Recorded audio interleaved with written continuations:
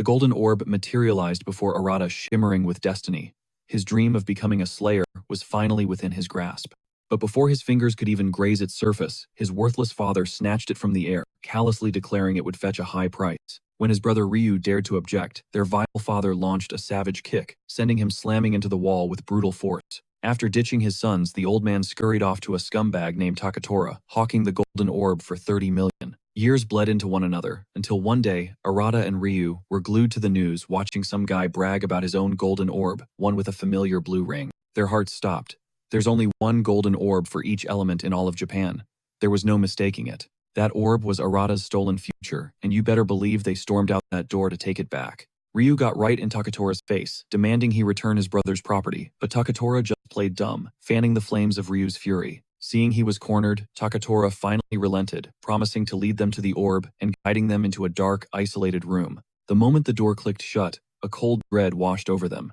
They had walked straight into a trap. A swirling magic fissure pulsed in the center of the room. Before they could even turn around, Takatora bolted the door, sealing them inside. In an instant, the fissure spat out a jet-black soul. Like the incredible brother he was, Ryu reacted instantly, shoving Arata clear of the blast and taking the full hit himself. Slowly, Ryu's body began to contort. As the darkness consumed him, he managed one last sentence to Arata. "I always believed in you," before his form twisted into a monstrous four-armed ogre. Arata's world shattered despair, threatening to swallow him whole. He blamed himself, but a spark of rage cut through the guilt. He told himself, this wasn't on him.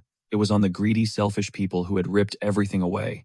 In that moment of pure fury, the dark orb appeared. As if summoned by his rage, he instinctively reached out, and the orb plunged into his body, merging with his soul. Searing agony tore through him as the transformation began. While screaming and desperately clinging to his sanity, a system notification flashed in his vision. It confirmed he had gained the protection of the demon realm, and with it came a deadly arsenal of new skills: the Blast Shadow Blade, the Blast Armor, and the Blast Flash. Outside, Takatora was laughing his head off, mocking the two brothers. He gloated about his master plan to murder them and absorb their power to level up, boasting about his superior status and calling them nothing but peasants. In his mind, he'd already won, completely oblivious to the demonic power Arata was currently inheriting. When the blinding pain finally faded, it hit Arata. He had absorbed the orb's immense power. He had zero time to process this revelation because the ogre that was once his brother came charging at him with a murderous roar. A massive fist came down to pulverize him, but Arata's body moved on its own, a blur of motion before the impact could even land. Arata was stunned. He had dodged the lethal blow on pure instinct, his body feeling impossibly light. He then noticed a holographic status screen shimmering in front of him, displaying his level, his stats, his new skills, and even an HP bar. Everything was happening so fast, he didn't know if this made him a slayer or something else entirely. He was still trying to wrap his head around it all when his brother charged again. Arata unleashed a desperate scream, begging his brother to fight the dark energy's influence, promising him that he was going to save him no matter what. Declaring it was his turn to be the protector, Arata stood his ground. Just as the beast's claws were about to rip him apart, it screeched to a halt. The ogre let out a roar of pure frustration, then smashed through the wall behind them and fled into the darkness. Arata stood in shock. That hesitation, that scream, it meant a part of Ryu was still in there, still fighting. But as the reality of the situation sunk in, Arata knew his brother, now seen as a monster, would be hunted down and killed by slayers on sight. If they got to Ryu first, it was over. He had to find his brother before anyone else did. Suddenly, a new magic fissure ripped open the air, and a horrifying beast crawled out from the void. It didn't waste a second, lunging forward to slash Arata and run him through. Arata vaulted backward, dodging the beast's fist as it cratered the ground where he'd been standing. Arata was still trying to process the new threat when the beast's tail whipped around and cracked against him like a thunderclap, sending him flying into the wall. Agony erupted through his entire body. This monster wasn't some low-level mob. It was the real deal. Arata knew he had to end this fight quickly so he could chase after his brother. That's when he remembered the power now coursing through his veins: the Blast Shadow Blade, the Blast Armor, and the Blast Flash. They were all still at level 1, but they were his. Realizing he now had the power of a slayer, a surge of confidence electrified him, and he stood his ground. As the beast barreled towards him again, Arata focused his new power and unleashed the Blast Flash. A shockwave of dark energy erupted, blasting the beast off its feet. Arata tried to steal a moment to breathe, but the creature was already scrambling up, more enraged than before. It charged, and before Arata could react, he was slammed against the wall, his consciousness fading. The irony was sickening. He'd finally gained the power he'd craved his whole life, only to be killed just moments after receiving it. He's left wondering if this is it, if he's going to die a total nobody without ever managing to save his brother. Just as the creature lunges for the final blow, Arata's body erupts in a dark purple aura, plunging him into the flow state. His eyes snap open, and they blaze with the intensity of a starving vampire. Out of the blue, a volley of projectiles slams into the beast, making it shriek in agony. Arata blacks out, and when his vision returns, he sees the monster's corpse sprawled out before him, riddled with unfamiliar weapons. The sight leaves him completely stunned. As he tries to process whether he actually defeated the beast, totally clueless about what just happened, the system chimes in. He's officially reached level 3. Arata connects the dots. Beating that thing must have caused him to level up, which means his stats just got a serious glow up. But he shoves aside any thoughts of getting stronger. The only mission that matters now is finding his brother. He hauls himself to his feet, stumbling onto the wrecked street. The image of Takatora flashes in his mind, and a fire of pure rage ignites within him. He makes a silent vow that dude will never be forgiven for what he's done. Abruptly, the last of his strength vanishes and he collapses right there on the pavement. Meanwhile, Takatora has slithered back to the room, expecting to confirm the brothers' deaths, but instead finds a blown-out wall and utter devastation. Takatora's eyes go wide with disbelief. There is absolutely no way he could have predicted that the brothers would have the power to break out of his trap. Sometime later, Arata is jolted awake from a dream filled with memories of his brother. He scans his surroundings, realizing he's in a strange, clinical-looking room. It turns out to be an infirmary. The last thing he can recall is storming the Goto building and clashing with a monster. Then the horrifying truth hits him like a ton of bricks. His brother was that beast, and he's the only one who can save him. Arata throws off the covers to leave, but a nurse materializes in the doorway, holding a tray of medical supplies. She insists he needs to stay in bed. Arata fumbles for words, completely caught off guard, as the nurse explains they received a call about him collapsing on the roadside. She then gestures to the brutal injuries he sustained during his fight. He had completely blanked on the damage, but her words brought the whole ordeal rushing back. Arata finally asks the nurse where he is, and the woman calmly replies that he's in a Slayer relief station. The nurse mentions this is nothing new to her. Rookie Slayers often bite off more than they can chew in their first battle and end up in a hospital bed. Arata is floored to hear he's in a relief station, and his mind races trying to figure out who could have possibly brought him here. The nurse then advises Arata to join a guild and get an official Slayer badge. She's about to launch into a speech about all the perks that come with guild membership, but Arata cuts her off, his voice firm, insisting there's somewhere he absolutely has to be. The nurse immediately goes into full-on mom mode, scolding him that he can't just go running around when he needs to be recovering. Seeing no other choice, Arata sinks back onto the bed, and the nurse leaves, telling him to wait for her return. The very second she's gone, Arata is out of that bed and creeping toward the door. As he reaches it, he overhears some guys discussing the magic beast that appeared near the Goto building. Arata knows instantly they're talking about his brother. He also catches them mention that an unidentified slayer is with the beast. The men agree it's going to be a massive problem for them to contain the creature if it manages to slip into a magic fissure. The grim reality sets in. The guild is actively hunting his brother, and it won't be long before they track him down and put him down for good. Arata knows he has to find his brother, and he has to do it now. The nurse returns to the room, only to find it empty with the window hanging wide open. Arata is already tearing through the streets, consumed with the fear that his brother is about to be permanently erased. He recalls the men talking about a magic fissure, and it clicks: his brother might be trapped inside one. With this new lead, Arata resolves to check out every single magic fissure in the vicinity. As if on cue, a citywide alert buzzes on his phone, warning that a magic fissure has just materialized in the Asagi area, and all civilians should evacuate immediately. The timing is too suspicious to be a coincidence, so Arata sprints toward it. He arrives at the location of the crack, and sees that it's a low-level bronze rank fissure. He also notices a containment barrier has been erected around it, which means someone from the association has already been here, but he can't sense any slayers nearby yet. Since this is his first time ever going into a magic fissure, he's understandably nervous and a little freaked out, but he pushes past the fear, reminding himself that this is all to save his brother. The moment he steps through the shimmering portal, the system registers that someone is attempting to clear the fissure. Arata is absolutely blown away by the sight on the other side. He's standing in what looks like a vast, endless desert, a world completely alien from the city he just left. With no idea where his brother could possibly be, he concludes that his only option is to venture deeper. Just then, a new mission notification flashes before his eyes. To clear the fissure, he must defeat the boss lurking within. He deduces his target must be lurking in the absolute deepest heart of the fissure, but he knows a gauntlet of other beasts stands in his way, and for a split second, a chilling question echoes in his mind. Is he strong enough? Out of the gloom, a level 3 beast materializes. He vaguely recalls downing one just yesterday, but the memory is hazy, unreliable. Regardless, there's no path but forward. He taps into his skill list and the shadow blade solidifies in his grip. A flash of relief hits Arata as the weapon forms. The beast charges a blur of teeth and claws, but he slams the shadow sword up, deflecting the monster's savage bite. Arata's muscles scream as he's locked in a brutal stalemate, teeth grinding, as he summons every scrap of strength he possesses.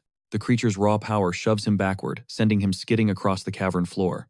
It's a harsh awakening. This is what it truly means to fight a monster. All that training with his brother, it feels like a joke now, utterly useless against this kind of primal fury. Shaking off the doubt, he recomposes and explodes in a flash of movement, blitzing the beast and reducing it to nothing but pieces.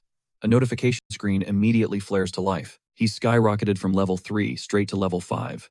Before he can even process it, an entire pack of monsters materializes before him. A wave of pure dread washes over him. This is impossible. A bronze-rank dungeon should never be able to spawn this many enemies. Arata's mind races, grappling with the terrifying possibility of facing them all at once. But instead of letting fear paralyze him, Arata braces himself, readying his stance for the impending onslaught. He clings to a sliver of hope. If he can just reactivate that broken skill from the day before, he might actually have a fighting chance. The moment the horde stampedes toward him, Arata realizes he's totally screwed. He has no clue how to even use the overpowered skill. Just as he's about to be torn to shreds, a massive wave of fire erupts from nowhere, completely engulfing the monsters. Arata is in total shock when a voice from behind him cuts through the air, demanding to know what kind of skill he just used. But he can't even answer. His brain is still short-circuiting from the insane display of firepower he just witnessed. The unknown dude is staring him down like he's a major threat. And then he reveals he got a tip from the association about an unidentified slayer. Judging by the carnage, he's got his man. Arata sizes up the newcomer and instantly knows this guy is a golden slayer, and he wields the fire attribute. The man introduces himself as Ryo Kuji, a key member of the Lion Flame Guild. He's not alone, flanked by two other slayers, Shumaki Shima and Hayato Akagi, both silver-ranked. Arata's mind spins. Why is one of the legendary 5 great kings here? Their conversation is cut short by a few straggling beasts. With a look of utter annoyance, Ryo snaps his fingers, and the monsters disintegrate into flaming dust, leaving an inferno swirling in his wake. It's a complete power flex just to show off for our MC.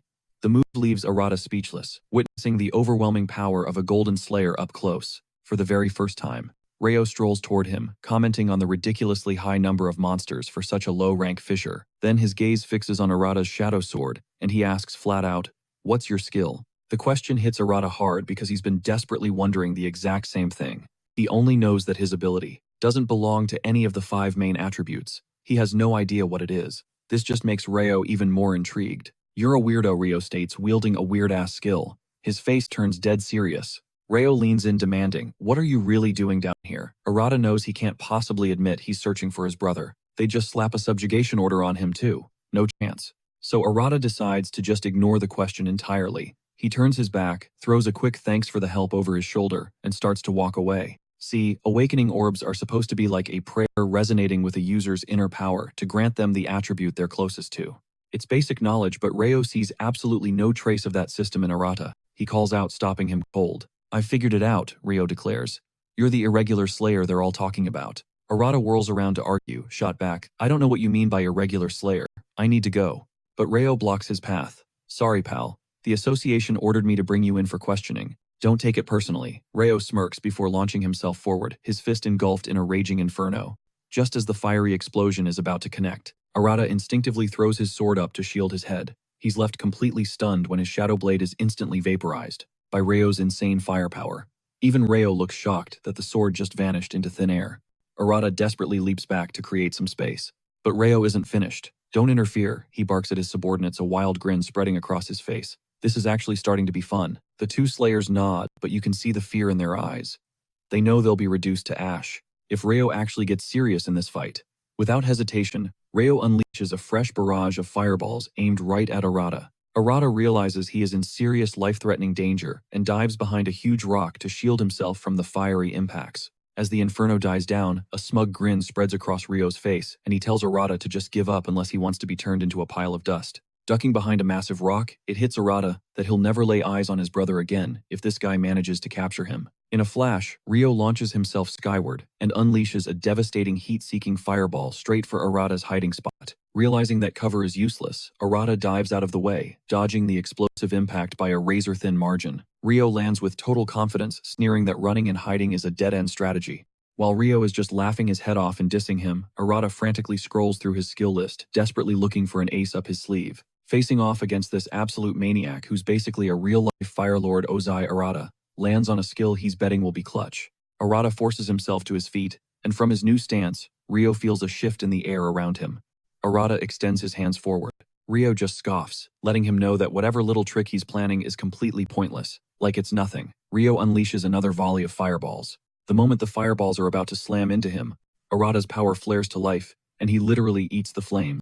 The backlash is insane, but he stays on his feet.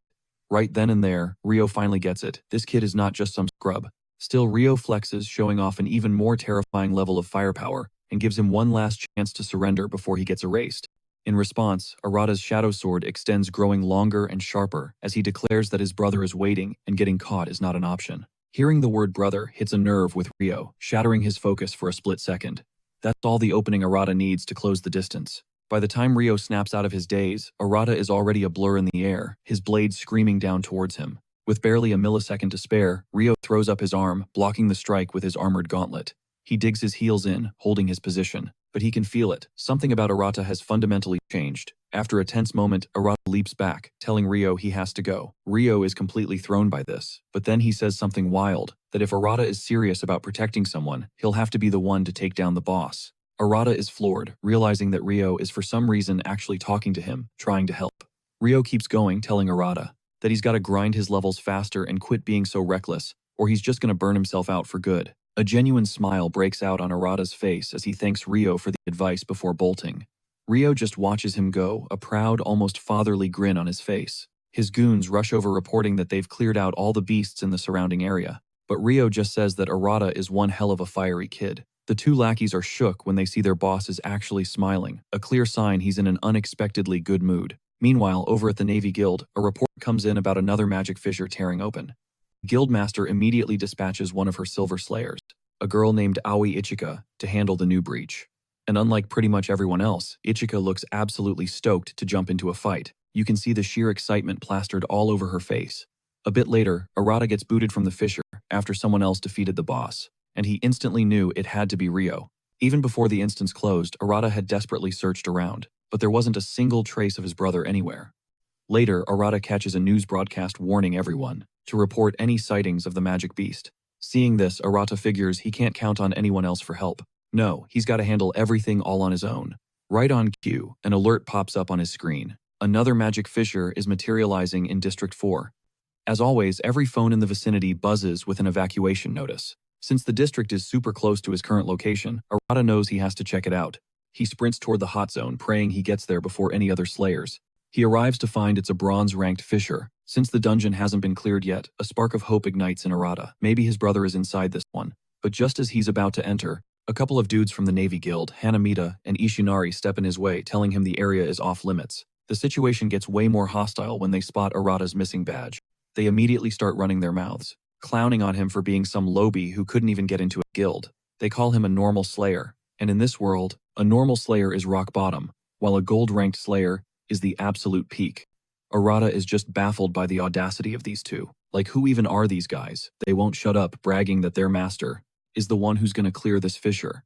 And because of that, they tell Arata nobody else gets to go in, especially not some trash like him. Arata, totally confused by their attitude, tells them he has a legit reason why he needs to get inside that fissure and fast. The two guys basically tell Arata they don't give a damn about his reasons, because there's zero chance they're letting him pass. Then they cross a line, launching a surprise attack on him. Arata's reflexes kick in, and he dodges just before getting hit. He keeps it passive, telling them again that he's in a serious hurry. But Arata finally decides he's going to teach them some respect, when he sees they have no intention of backing down. His shadow blade materializes in his hand as he lunges toward the two of them, ready to teach them what real pain felt like. But just as he's about to move, he realizes his feet are cemented in place. He glances down, and sees he's been caught in a mud trap laid by the two clowns. Before he can process it, the ground starts swallowing him whole, and the horrifying truth hits him. It's a bottomless pit. If he can't break free, he's dead. Paralyzed Arata can only glare at the two punks, completely helpless. Suddenly, a voice cuts through the tension from behind, demanding to know what they're doing to Arata. They whip around, and standing there is none other than Aoi Ichika. The two goons are completely shook. She wasn't supposed to be anywhere near here. Aoi wastes zero time on them and focuses on Arata. Channeling her power, she summons a massive wave of water that erupts from the ground, yanking him free from the sludge. Aoi then turns on the bullies, asking why in the world slayers are throwing down against each other, still gasping for air. Arata explains that Hanamida and Ishinari are gatekeeping the fissure, refusing to let him inside. Aoi's heard rumors about slayers, who illegally jump into fissures before they've been properly scouted all, so they can hog the glory and the rewards. And one look at these two tells her everything she needs to know. They quickly realize Aoi is a major problem for their little operation, and they decide they have to take her out. They're feeling cocky, figuring they can easily overwhelm her since she's just a support class. Without a shred of hesitation, they launch a barrage of ice shards right at her, but Aoi instantly throws up a shimmering barrier, shielding both herself and Arata. After effortlessly deflecting their attack, Aoi looks at Arata and tells him to handle the two of them while she provides backup. Arata is floored. He's literally never been in a real fight before in his life, but with their backs against the wall, what choice do they have? He agrees to do it. Aoi thanks him for trusting her and immediately activates one of her skills, Merlin Schnell. A surge of energy instantly flows through Arata, and he can feel the buff's incredible effect as his entire body feels weightless, completely different from just moments ago. Aoi assures him that this fight is about to become a cakewalk, giving him the green light to go absolutely ham on the delinquents while she juices him up with her skills. Arata grins and explodes toward the duo at a blinding speed. They're completely stunned by his sudden burst of power, because Arata is now unbelievably fast. Before they can even blink, Arata claps them with his Slayer Blade. With just one solid hit, he drops them both. Arata feels absolutely no recoil from the impact. Even after that insane move, when he pulls up his stats, his jaw hits the floor, all his numbers have skyrocketed. Aoi rushes over yelling, asking if he actually cut the two of them down, but Arata quickly clarifies that he only hit them with the flat of his blade. Aoi breathes a sigh of relief, but she's seriously ticked off that members of her own guild are out here, making a complete fool of themselves. That's when Arata notices the Water Slayer emblem on her chest and puts it together, that she's also from Takatora's guild. After finally introducing themselves, Aoi has to admit that Arata is surprisingly strong. Before their conversation can continue, they hear the two bullies scrambling to their feet and making a run for it. As they flee, they yell out their master's name, and it turns out to be Takatora. That name immediately grabs Arata's full attention. And Aoi's interest is piqued as well. She declares her plan to report Takatora's shady, behind-the-scenes schemes to the guildmaster Rei. Now that the trash is gone, Aoi reminds Arata that they still have a fissure to clear. Arata is a bit reluctant, but Aoi informs him that other guild members will be arriving soon. Until then, though, she can fight right alongside him. Turns out she has high-level authorization to clear this fissure herself. Arata is genuinely bewildered when he hears this. Aoi suggests they team up, explaining that recent reports show that even lower-rank fissures have been acting up with strange, unpredictable threats. Besides, Aoi is a support slayer, and Arata remembers just how broken her earlier buff felt. This is his chance to properly thank the girl who saved him, and Aoi asks him one more time if he's willing to tackle the fissure with her. An offer this good is impossible to refuse, so Arata agrees on the spot. Hyped for their newfound partnership, the two of them charge into the fissure, ready to conquer it. The moment they step inside, Arata is stunned. This place is nothing like the last fissure. It's a massive, eerie cave with ominous shadows everywhere. Aoi explains that the interior of a fissure is basically its own pocket dimension, which is exactly why you never truly know what kind of world you're about to step into. Aoi warns that they should proceed with caution, and Arata completely agrees. As they venture deeper, Arata realizes the cavern is dead silent. There's no sign of a single magic beast, and on top of that, his older brother is nowhere in sight. Arata wasn't naive enough to think he'd find his brother easily, but since he's been blessed with the incredible opportunity to run a fissure with a silver-ranked slayer, he plans to learn how to actually fight, while also grinding some serious levels. A moment later, they're ambushed by a level 5 goblin that looks absolutely ravenous, like it wants to use their blood for a morning smoothie. Arata flashes back to the day before, when he almost got taken out by a single goblin, even though they are considered the absolute weakest of all magic beasts. This time, without an ounce of hesitation, Arata lunges for the goblin, and cleanly separates its head from its shoulders. He's still got a smirk on his face from the easy takedown, when an entire legion of them materializes from the shadows. A tidal wave of green skin and snarling teeth floods his vision, and for a terrifying second, Arata's confidence shatters. Can he really take on this many? But then a familiar golden aura envelops him, as Aoi's buff kicks in, sending his stats surging through the roof. He glances back to see Aoi's confident smirk. "Go show him what you're made of," she says. That's all the permission Arata needs. He becomes a whirlwind of steel, carving through the goblin horde without a shred of mercy. With the last one down, a notification pops. Level 5 becomes level 6. "Nice work," Aoi chirps. "With me backing you up, these bronze rank chumps are a total cakewalk." He can feel it too, a raw power coursing through his veins. "I've never felt this strong," he admits, and Aoi just puffs out her chest. They don't call me the linchpin of rear support for nothing, she brags. But in that moment of triumph, a chilling presence materializes right behind them. Arata's eyes go wide.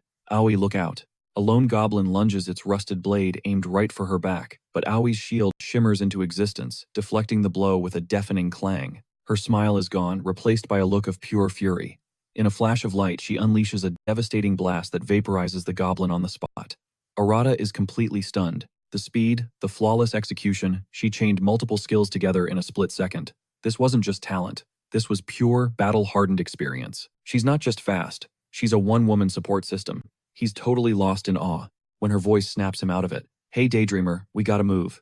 In that instant, Aoi isn't just a party member anymore. She's his new idol. He vows to himself that he'll grind, get stronger, and one day reach her level. Arata blurts out his new goal of being strong enough to shield others, just the way she does. Aoi's expression softens into a genuine smile, telling him that it's a worthy ambition.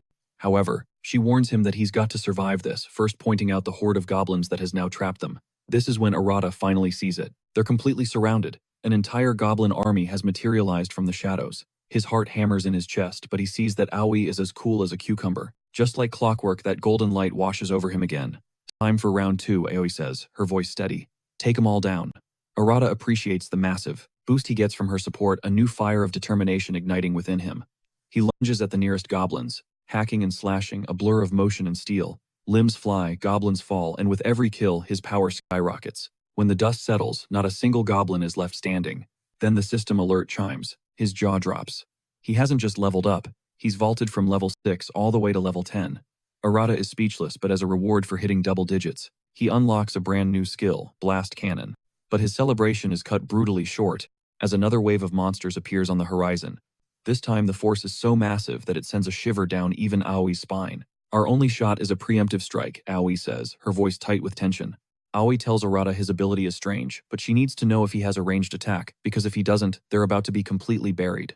A ranged attack. The words echo in his head, then it clicks. His new skill, the Blast Cannon. This is what it was made for.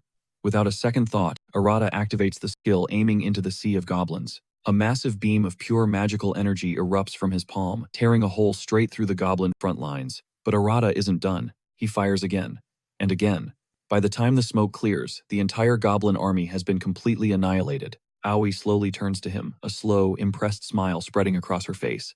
Arata knows he's finally done something right, actually managing to live up to her insane standards. She suggests they push on to the boss room, and this time Arata feels ready for anything. Just then, another notification confirms his new status, level 12. Moments later, they find themselves standing before a massive dark opening. The boss is in there. Aoi whispers her hand on her weapon. Stay sharp. His nerves are shot. This is his first ever boss fight, but one look at Aoi and a new resolve hardens within him. He has to protect the girl beside him. Inside, enthroned in the center of the chamber, sits their target, a hulking level 15 ogre. The monster heaves itself to its feet and growls something in a guttural language he can't understand. And then, without any warning, the magic beast unleashes a crackling bolt of lightning from its massive staff.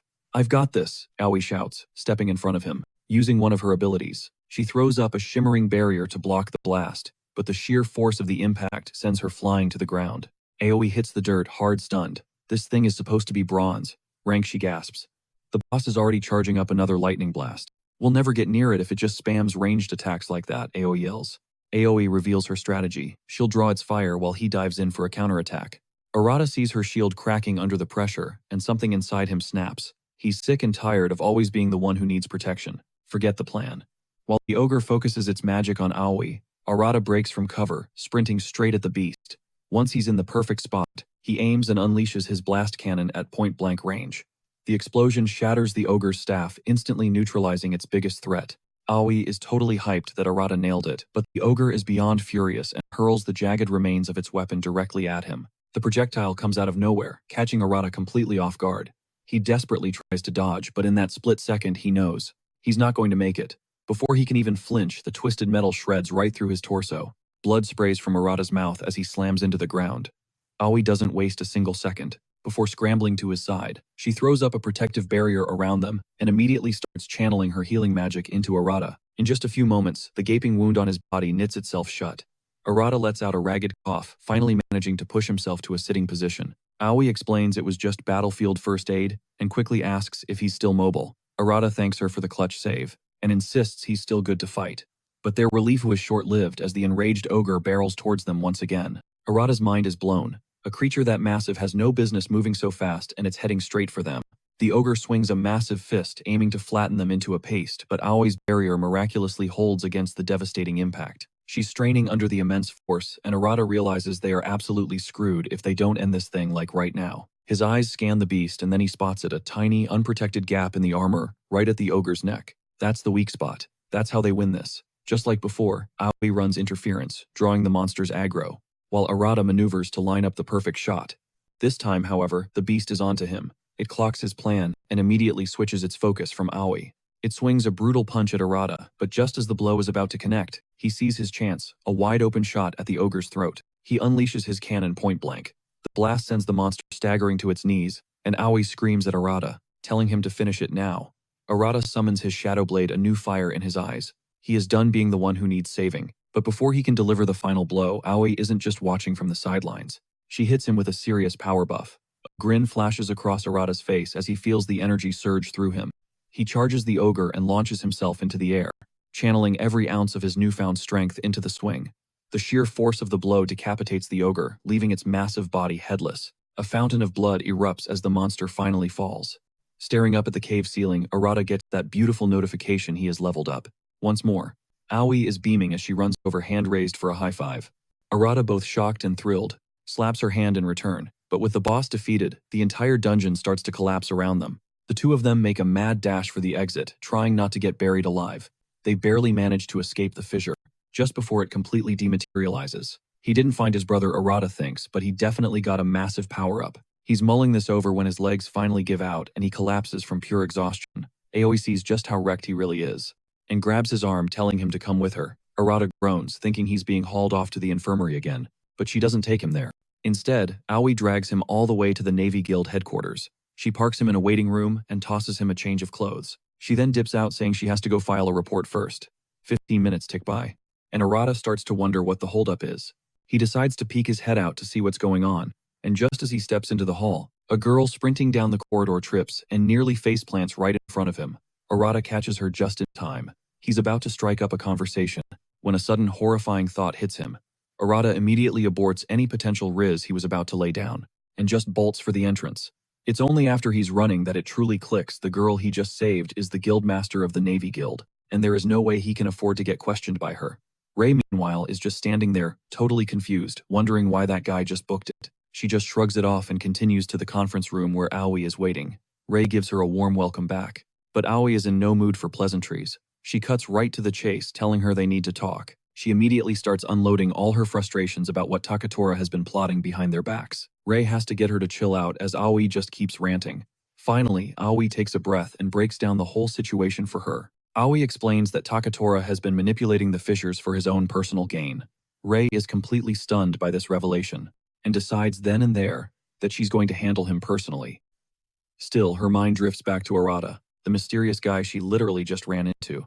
The next day, Arata is breathing a sigh of relief, thinking he dodged a major bullet with Ray, while just praying he didn't end up on her radar. He's cutting through an alley when he spots a group of slayers, getting absolutely wrecked by a magic beast, while desperately trying to shield a little kid.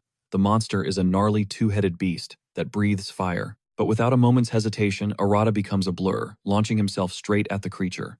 He closes the distance in an instant, and with a single powerful punch crackling with shadow energy, he completely shatters the beast's fire blast. The slayer, who was shielding the kid, looks on in shock, is absolutely floored by this display of raw power, his mind racing, wondering if this guy is actually a slayer. Arata isn't about to let a prime farming opportunity slip by, and he summons his immense shadow sword. The slayer's eyes go wide. He's never seen an ability like that in his life. Arata plants himself between the beast and the kids he's shielding. The monster lunges a blur of teeth and claws, but he holds a flawless thrusting stance, and with a single perfect strike, he completely obliterates the horrifying creature. What he doesn't know is that he's being scouted from the shadows by a slayer who's suddenly very, very interested in him. Back at the Japan Slayers Association headquarters, the five kings themselves have convened for a meeting.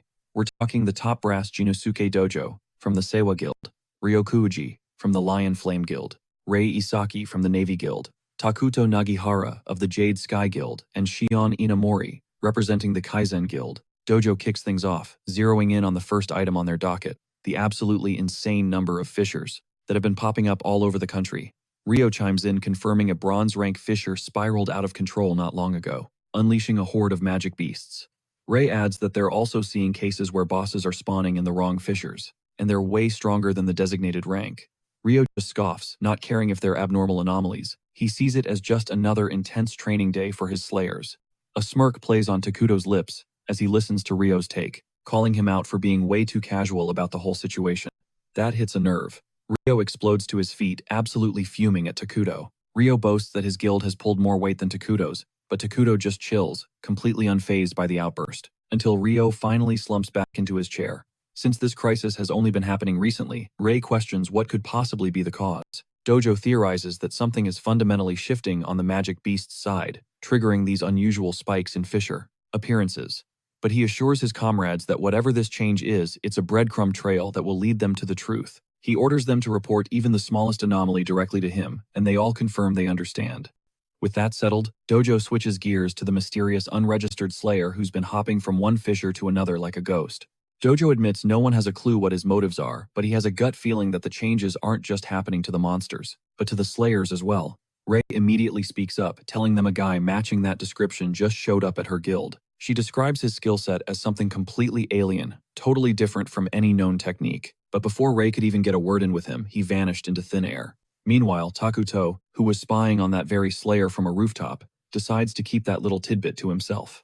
Ray then speculates to her colleagues that maybe this rogue slayer knows his skills are one of a kind, which is why he feels like he doesn't fit in with any of the established guilds. Just as Ray floats this theory, Takuto cuts in with a wild accusation suggesting the possibility that Arata is actually a magic beast in disguise. Rio instantly shuts that down, telling him to stop spitting garbage and coming to Arata's defense. Ray is stunned to hear Rio has actually met the guy, and at this point Rio drops the act. He confirms the kid is insanely powerful, but there's zero chance he's a monster. Takuto just bursts out laughing at this, admitting he was just trying to get a rise out of them. Dojo then informs the group that the order to apprehend Arata is strictly optional, since they have no real evidence to issue a warrant for his arrest just yet. Shion, who's been silent this whole time, finally speaks. She tells them that if Arata isn't ready to come forward, then there's no point in obsessing over him. Having delivered her one and only take for the meeting, Shion gets up to leave. In a total power move, she claims she has a tea meeting to get to. As she reaches the door, she spots a tiny camera tucked away near the ceiling. She has no idea what it is, but she and the rest of the kings are clueless. The Takatora is the one on the other side watching their every move through the camera he secretly planted in the room. From what he's just overheard, Takatora realizes Arata is a huge deal to the five kings, and a plan begins to form if he captures the kid. His own stock within the association would skyrocket. Plus, it would end all this chaos. He'd be killing two birds with one stone. He knows he needs solid intel if he's going to successfully hunt down this rogue. Based on the information he has, he deduces that Arata has somehow gained the unique skill of light while his brother has been twisted into a magic beast. Connecting these two dots, Takatora figures out exactly where Arata is going to show up next. He rises from his chair, deciding he needs to handle Arata personally before this whole thing blows up. Later, Arata sees a crowd of people sprinting away from a magic fissure, but he does the opposite. He sprints toward it. Just as he's about to enter the breach, he's cut off by Takatora. Decked out in full Slayer armor and wearing the most punchable smirk imaginable, Takatora starts mocking Arata for desperately clinging to life before informing him that he's here to drag him back to the association. He tells Arata to come along quietly, but Arata just roars back, "Don't get in my way." Takatora just scoffs at his defiance. With a cruel smirk, Takatora mocks Arata about his rampaging beast-transformed brother, casually mentioning he's going to put him down. A blind rage consumes Arata, who unleashes a devastating blast from his burst cannon directly at Takatora. The Golden Slayer doesn't even flinch. As the torrent of energy screams toward him, he effortlessly devours Arata's attack with a single dismissive shot, leaving Arata completely stunned. But quitting isn't in his vocabulary. Arata summons his Shadow Blade and lunges a blur of motion aimed straight for Takatora. It's useless. He's hopelessly outmatched. Takatora fires off a long-range blast, aiming to swallow Arata whole. Arata throws his sword up in a desperate block, but the raw power of the attack is overwhelming, shattering his defense and slamming him into the ground. Takatora looms over him, sneering that Arata's power is only special because it's new, not because it's strong. Arata painfully drags himself up his mind, racing, trying to figure out what went wrong. He'd upgraded both his burst cannon and his blazing Shadow Blade. A chilling thought creeps in. Maybe he just can't beat a Golden Slayer no matter what. Yet even facing absolute defeat, Arata forces himself back onto his feet. Takatora's eyes widen slightly, surprised the kid still has any fight left in him. That's when Arata unleashes a new skill, Soot Darkness. A thick black smoke instantly blankets the area. Takatora remains rooted to the spot, convinced Arata is just creating a pathetic little smokescreen. He scoffs, wondering what the plan is, when suddenly a shadow blade materializes out of the murk, aimed right for his throat. He barely deflects it, his powers flaring to life as he angrily swats away a barrage of other phantom attacks slicing through the smoke. As the smoke thins, he sees Arata charging head-on. Arata's blade nearly finds its mark, a desperate final lunge. But Takatora blocks it with ease. "It's over for you," Arata grits out. Takatora just laughs, telling him this is only the beginning. He's destined to keep growing, to become one of the 5 kings. He lays out his grand ambition to seize the Navy Guild and consolidate total control over the entire association. Arata fires back, vowing he'll never let that happen, spitting that a monster like Takatora is completely unfit to be one of the 5 kings. With a flick of his wrist, Takatora sends Arata flying, telling him to learn his place, down with the rest of the lowlifes. A chilling ice blade materializes in Takatora's hand as he reveals his plan to offer Arata up as a sacrifice. He taunts Arata, saying his pathetic sword could never compare, but Arata, racked with pain, drops a bombshell, screaming that the very orb powering Takatora's weapon was stolen from him. Arata roars that his brother would still be human if Takatora hadn't ripped that orb away. An inferno of dark aura explodes from Arata's body as he remembers that every single tragedy, every bit of his pain traces back to this one man. He launches himself at Takatora in a blind fury. He swings wildly, but Takatora parries the blow. He can feel it, though Arata's power has spiked again, but it's still not enough. With a powerful shove, Takatora knocks him back, ordering him to just give up. To end this, Takatora reveals his true terrifying power, unleashing a devastating skill, the Ice Emperor's Prison. The temperature plummets, and the entire area flash freezes. Arata is instantly encased in jagged ice, completely immobilized. With his movements sealed, Takatora summons a storm of massive icicles to finish the job. With absolutely no way to escape, the attack hits Arata full force, and his world goes black. Takatora scoffs, mocking him for passing out from an attack that wasn't even his full power. He levels his sword at Arata's throat, ready to end it, so he can spin whatever story he wants to the association. But just as he's about to strike, a blast of ice slams into him, stopping him cold. The shock is written all over his face. He turns and sees Rei and Aoi, their expressions dripping with disgust. Rei's voice is ice, noting how much trouble he's been stirring up lately. She demands to know why he's picking a fight in broad daylight in the middle of the city. Takatora is stunned to see the guildmaster. She informs him she's been watching the whole time. Rei sees the pattern now. Takatora always acts like a lawless thug the second she's not around. He tries to defend himself, claiming Arata is an irregular, but Rei cuts him off, stating that gives him zero right to beat the kid half to death. Aoi rushes to Arata's side to help him. In his hazy, fading consciousness, Arata recognizes Rei from the guild. Aoi activates her healing skill, bathing him in a gentle light. Arata's eyes flutter open to see Aoi leaning over him, a look of pure surprise on his face. He tries to get up, but Aoi gently pushes him back down, warning him that his wounds will just tear open again. Arata's gaze finds Takatora, and pure hatred fuels his voice as he screams that he'll never forgive him. The outburst drains the last of his strength, and he collapses unconscious again. Takatora warns the girls they'll be defying the entire association if they choose to protect and heal Arata. Rei coolly informs Takatora that no official arrest warrant for Arata has been issued, and since that's the case, she's officially requesting to place him under the Navy Guild's direct surveillance. Takatora starts to object, but Rei shuts him down, making it clear that she and Aoi are taking full responsibility for Arata from now on. Takatora can only seethe, reminding Rei that he's a Golden Slayer too. Later, Rei corners him, demanding to know what he meant, and Takatora lays out his big idea: they should team up and expand the guild's reach. He even plans to bankroll the whole operation with his Godo Corporation. But Rei shuts him down, cold, drawing a line in the sand and telling him to take a step back. Takatora is forced to retreat, but not before smugly telling Rei she'll come crawling back once she sees what a powerhouse he really is. Absolutely repulsed by his presence, Rei dismisses him and orders Aoi to get Arata to the infirmary, promising she'll be right behind them. A short while later, Arata's eyes flutter open. He's in the Navy Guild's medical bay. He tries to push himself up, but Aoi is already there, gently stopping him. She tells him they have a lot to talk about. Then a shadow of worry crosses her face. Rei still hasn't shown up, and Aoi has a seriously bad feeling about it. She bolts from the room, ordering Arata to stay put, and not even think about pulling another disappearing act. Aoi sprints down the corridor and finds Rei, who just sheepishly claims she got turned around trying to find the infirmary. She yanks Rei by the hand, scolding her for getting lost. Aoi can't wrap her head around how someone as powerful as Rei has absolutely zero sense of direction. The two finally make it back to the infirmary, and the second they step inside, Aoi is all business grilling Arata about why he ghosted the guild before, and why he was throwing down with Takatora. Arata fumbles for an answer, but Rei cuts in explaining that, if he registers with the guild, he'll have their full protection. She lists off all the other perks he'd get, clearly confused why he's so resistant to joining. But Arata's lips remain sealed. Rei sighs, telling him that no matter what he decides, he's going to be under surveillance for his own safety, but she promises they won't try to run his life. After laying it all on the table, Rei asks him if he's finally ready to talk. Arata opens his mouth, a confession on his lips, but then he snaps it shut. The thought of his brother flashes through his mind. Saying anything could put him in unimaginable danger. Seeing the conflict raging in his eyes, Rei perceptively backs off, announcing to both of them that it's time to head out. Arata is completely baffled, but Aoi practically lights up at the suggestion. Later that night, Arata finds himself at a restaurant table with the two girls. He's stunned that he managed to slip out of that intense situation so easily. Aoi points out that he's been in non-stop combat for days. Being a grinder is cool and all, but she tells him that even hardcore players need to take a break. The idea sounds like heaven to Arata, who suddenly realizes he can't remember the last time he had a real meal. Spread before him is a feast of incredible dishes and sizzling meat. He figures he can afford to just chill for a little while before resuming the search for his brother. Aoi encourages him to eat his heart out, casually mentioning the guild is covering the entire bill. Arata is floored by their insane generosity. It hits him that they've done nothing but save his skin time and time again, and he hasn't offered them anything in return. He questions if he even deserves this kindness, but the smell from the grill overwhelms his guilt. He can't resist any longer.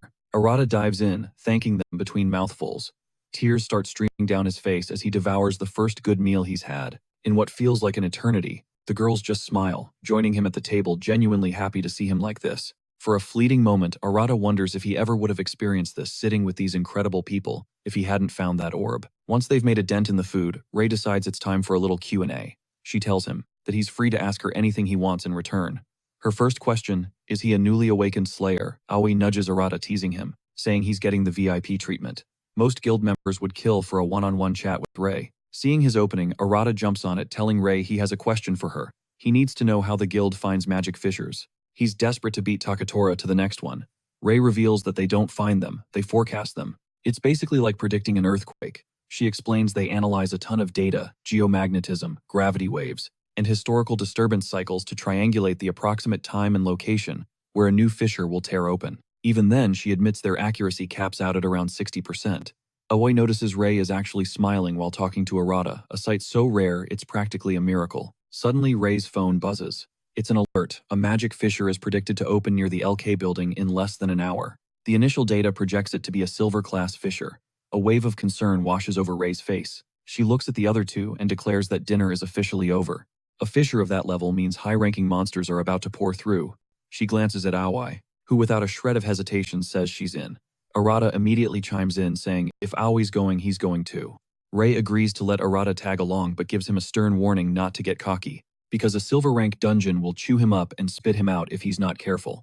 Arata promises he'll stay on high alert, but inside, a voice tells him that with all his recent leveling up, he can totally handle a silver-rank fissure. With that, Aoi and Arata race out into the night, racing toward the exact spot the fissure was predicted to rip open. And right on cue, they watch reality tear itself apart, birthing a silver-rank fissure from the glowing rift. Aoi can practically feel the battle lust radiating off Arata and asks if he's good. He just cracks a confident grin, assuring her he's more than fine and can totally smoke this thing. With that, they both plunge into the fissure to get the job done. This time, they materialize inside a landscape of ancient crumbling ruins. Arata can't help but ask what these pocket dimensions are actually made of. Aoi explains, the common theory is that they're just lairs for monsters, but nobody can say for sure if that's the whole story. She says the fissures usually collapse once the boss is taken down, but she's pretty sure there are some permanent ones out there. Arata is stunned to hear this theory. That changes everything. Arata is in the middle of saying how quiet it is when a deep rumbling shakes the ground beneath their feet. Before either of them can process what's happening, a level 25 sandworm explodes from below its massive mouth, a horrifying vortex of jagged teeth. Then just as fast, it dives back under the sand. Aoi yells at Arata that their only hope is to listen for its movements. Aoi focuses her ears, tuning into the subtle shifts in the sand, and she manages to track the sandworm aiming right for them, just moments before it erupts from the ground. Then her face pales.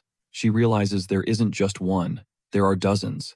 Basically, they'd been completely surrounded before they even knew what hit them. Aoi is starting to freak out, but Arata calmly tells her not to sweat it. Arata presses his palm to the ground, unleashing his suit in a thin black film that spreads out beneath the sand, sensing for vibrations. By doing this, Arata is certain he can feel out exactly where the sandworms are going to strike from next. Just as he planned, he feels a tremor, and pinpoints the worm's exit point the instant its head breaks the surface. Arata's shadow blade is already swinging. He lops the sandworm's head clean off and realizes, this is going to be easy. As long as he knows where they're popping up, it's just a deadly game of whack-a-mole. Aoi is blown away by Arata's strategy, literally calling it a game of whack-a-mole.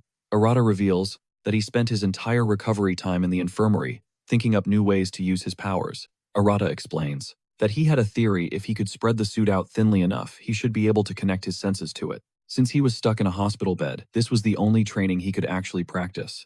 Arata is stoked that it all worked out, especially since this is his first time trying it for real. He's already realizing his suit has insane potential beyond just combat.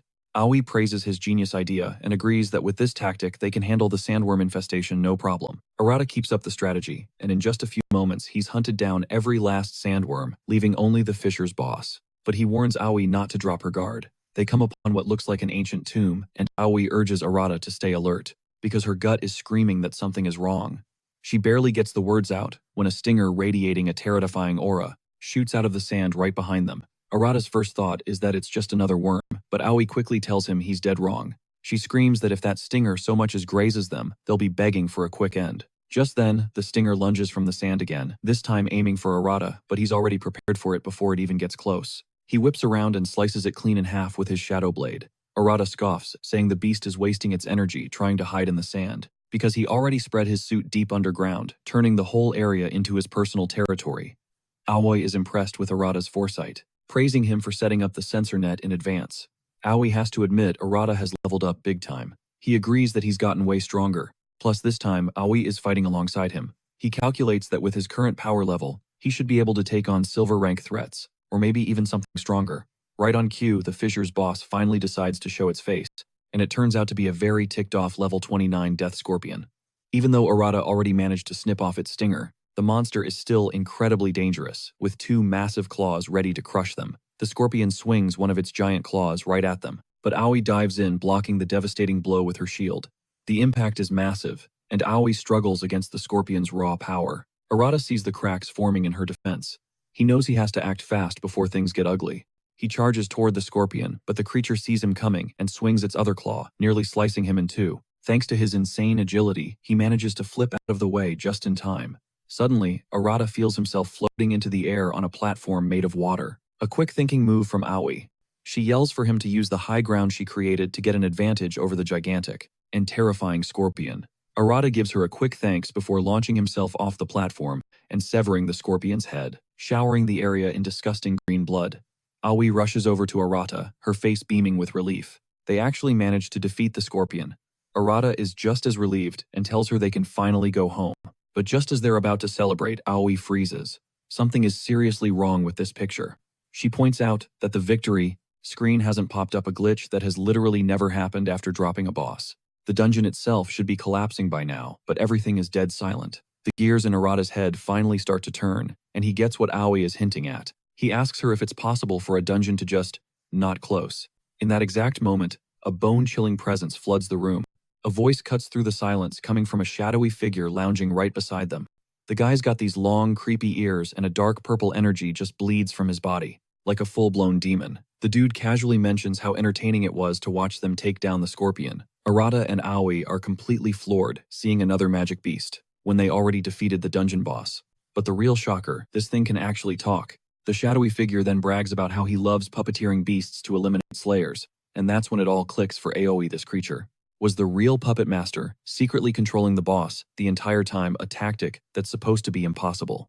The magic beast decides it's time for a little live demonstration of his skills. Seeing the scorpion's severed claws on the ground, he flexes his power, and the dead limbs twitch back to life. He commands them to fight until nothing is left. Arata's mind is blown. This guy can control monsters, even after they've been torn to pieces.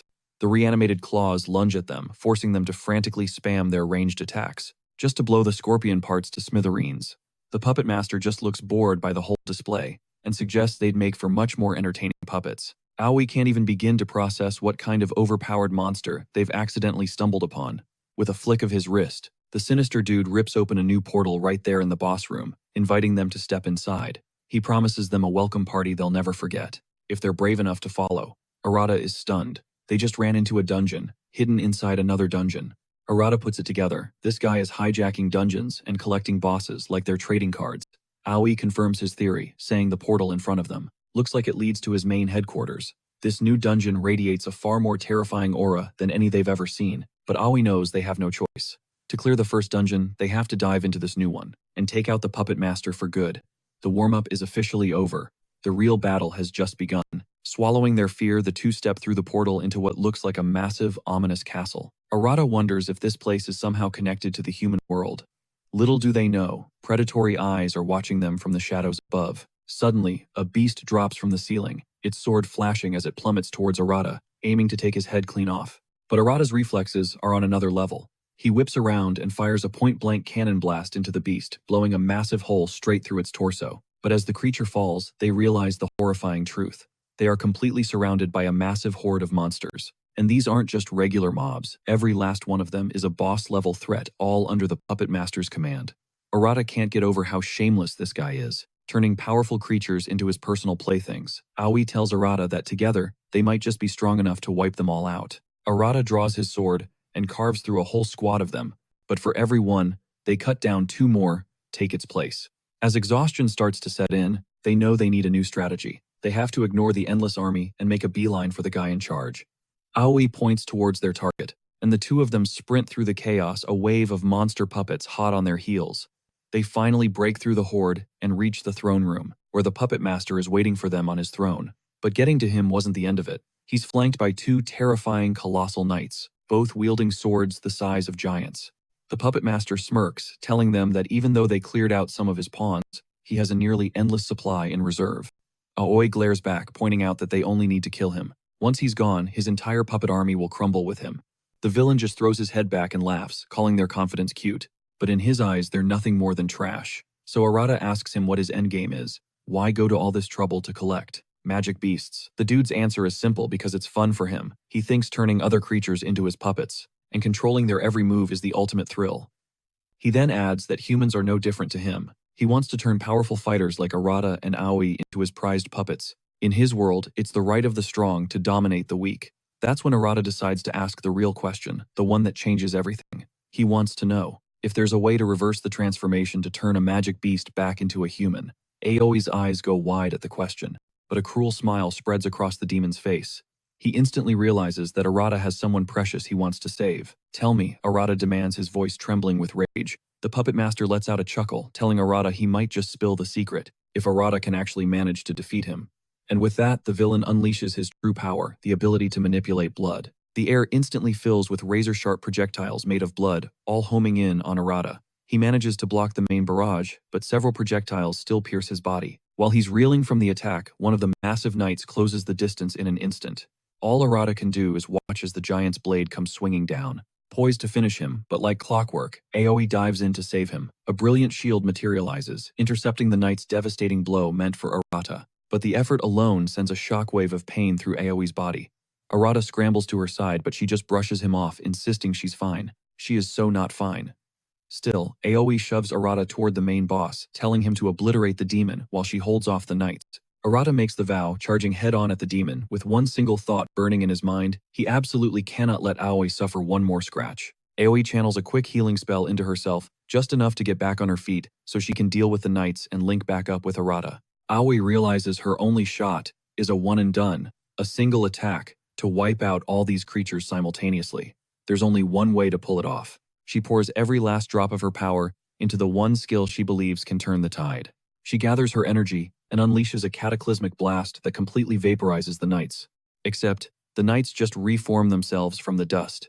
She's not even shocked. A part of her totally expected that would happen. With whatever dregs of power she has left, Aoi braces for another round against the knights as Arata closes the distance to the Demon King. The demon watches intrigued, and Arata stops his own bleeding by mixing soot and blood to force it to clot. Now that's a neat trick, the demon muses.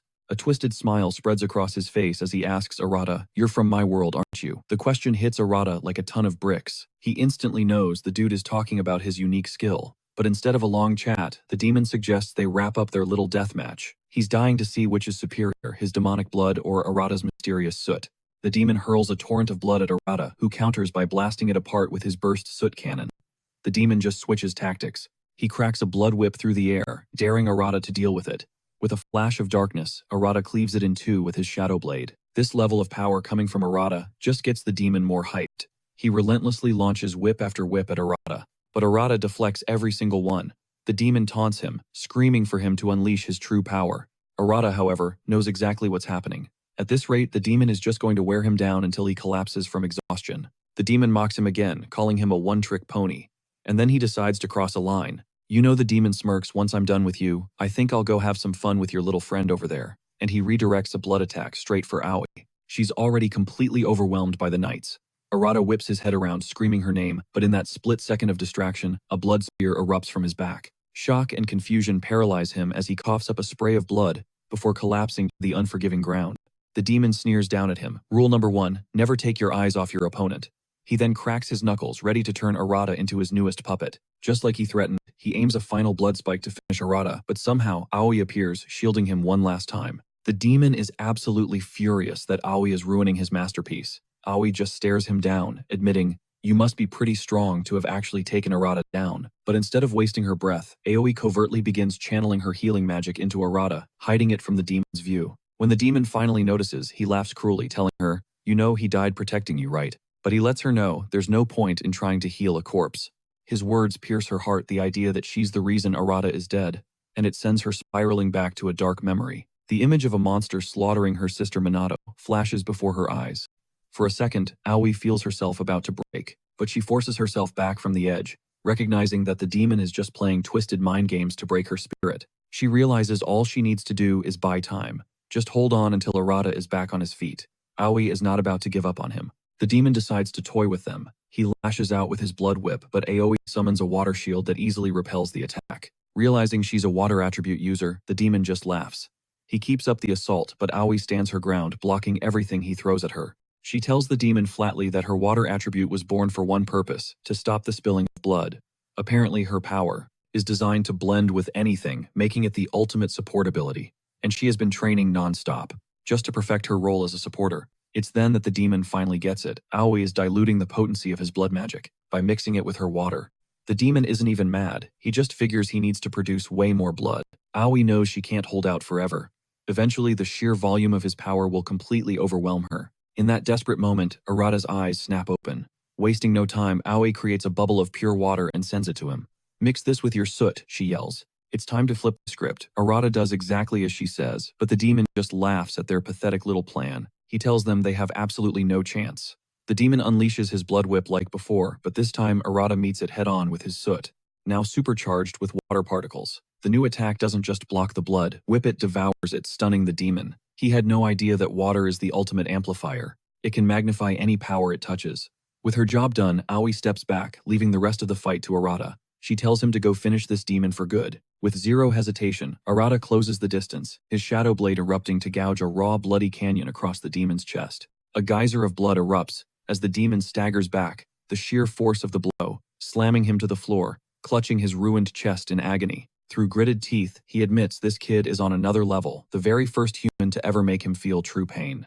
The demon's mind reels. He's always had the upper hand, always been the predator, but now the entire script has been flipped. His mind snaps back to the moment he was leaving his realm. The demon Valgad remembers his subordinate, begging him not to go. But he was arrogant and blew him off even after a chilling warning, the one thing you've ignored will come back to end you. Valgad stares in disbelief. Every single word of that prophecy is coming true, right before his eyes. Arata's voice cuts through the haze, demanding to know how to reverse the transformation of humans into magic beasts, but Valgad just scoffs. He sneers that the deal was he'd talk if Arata won. That's all it takes for Arata to snap roaring at him to spill the secret. All he cares about is finding a way to turn his brother back into a human. Valgad takes a long, dramatic breath, as if he's about to reveal a world-shattering secret, but it's a fake-out. He just explodes with laughter, his voice dripping with cruelty as he tells Arata it's completely impossible. Valgad drives the knife in deeper, claiming there's no undo button.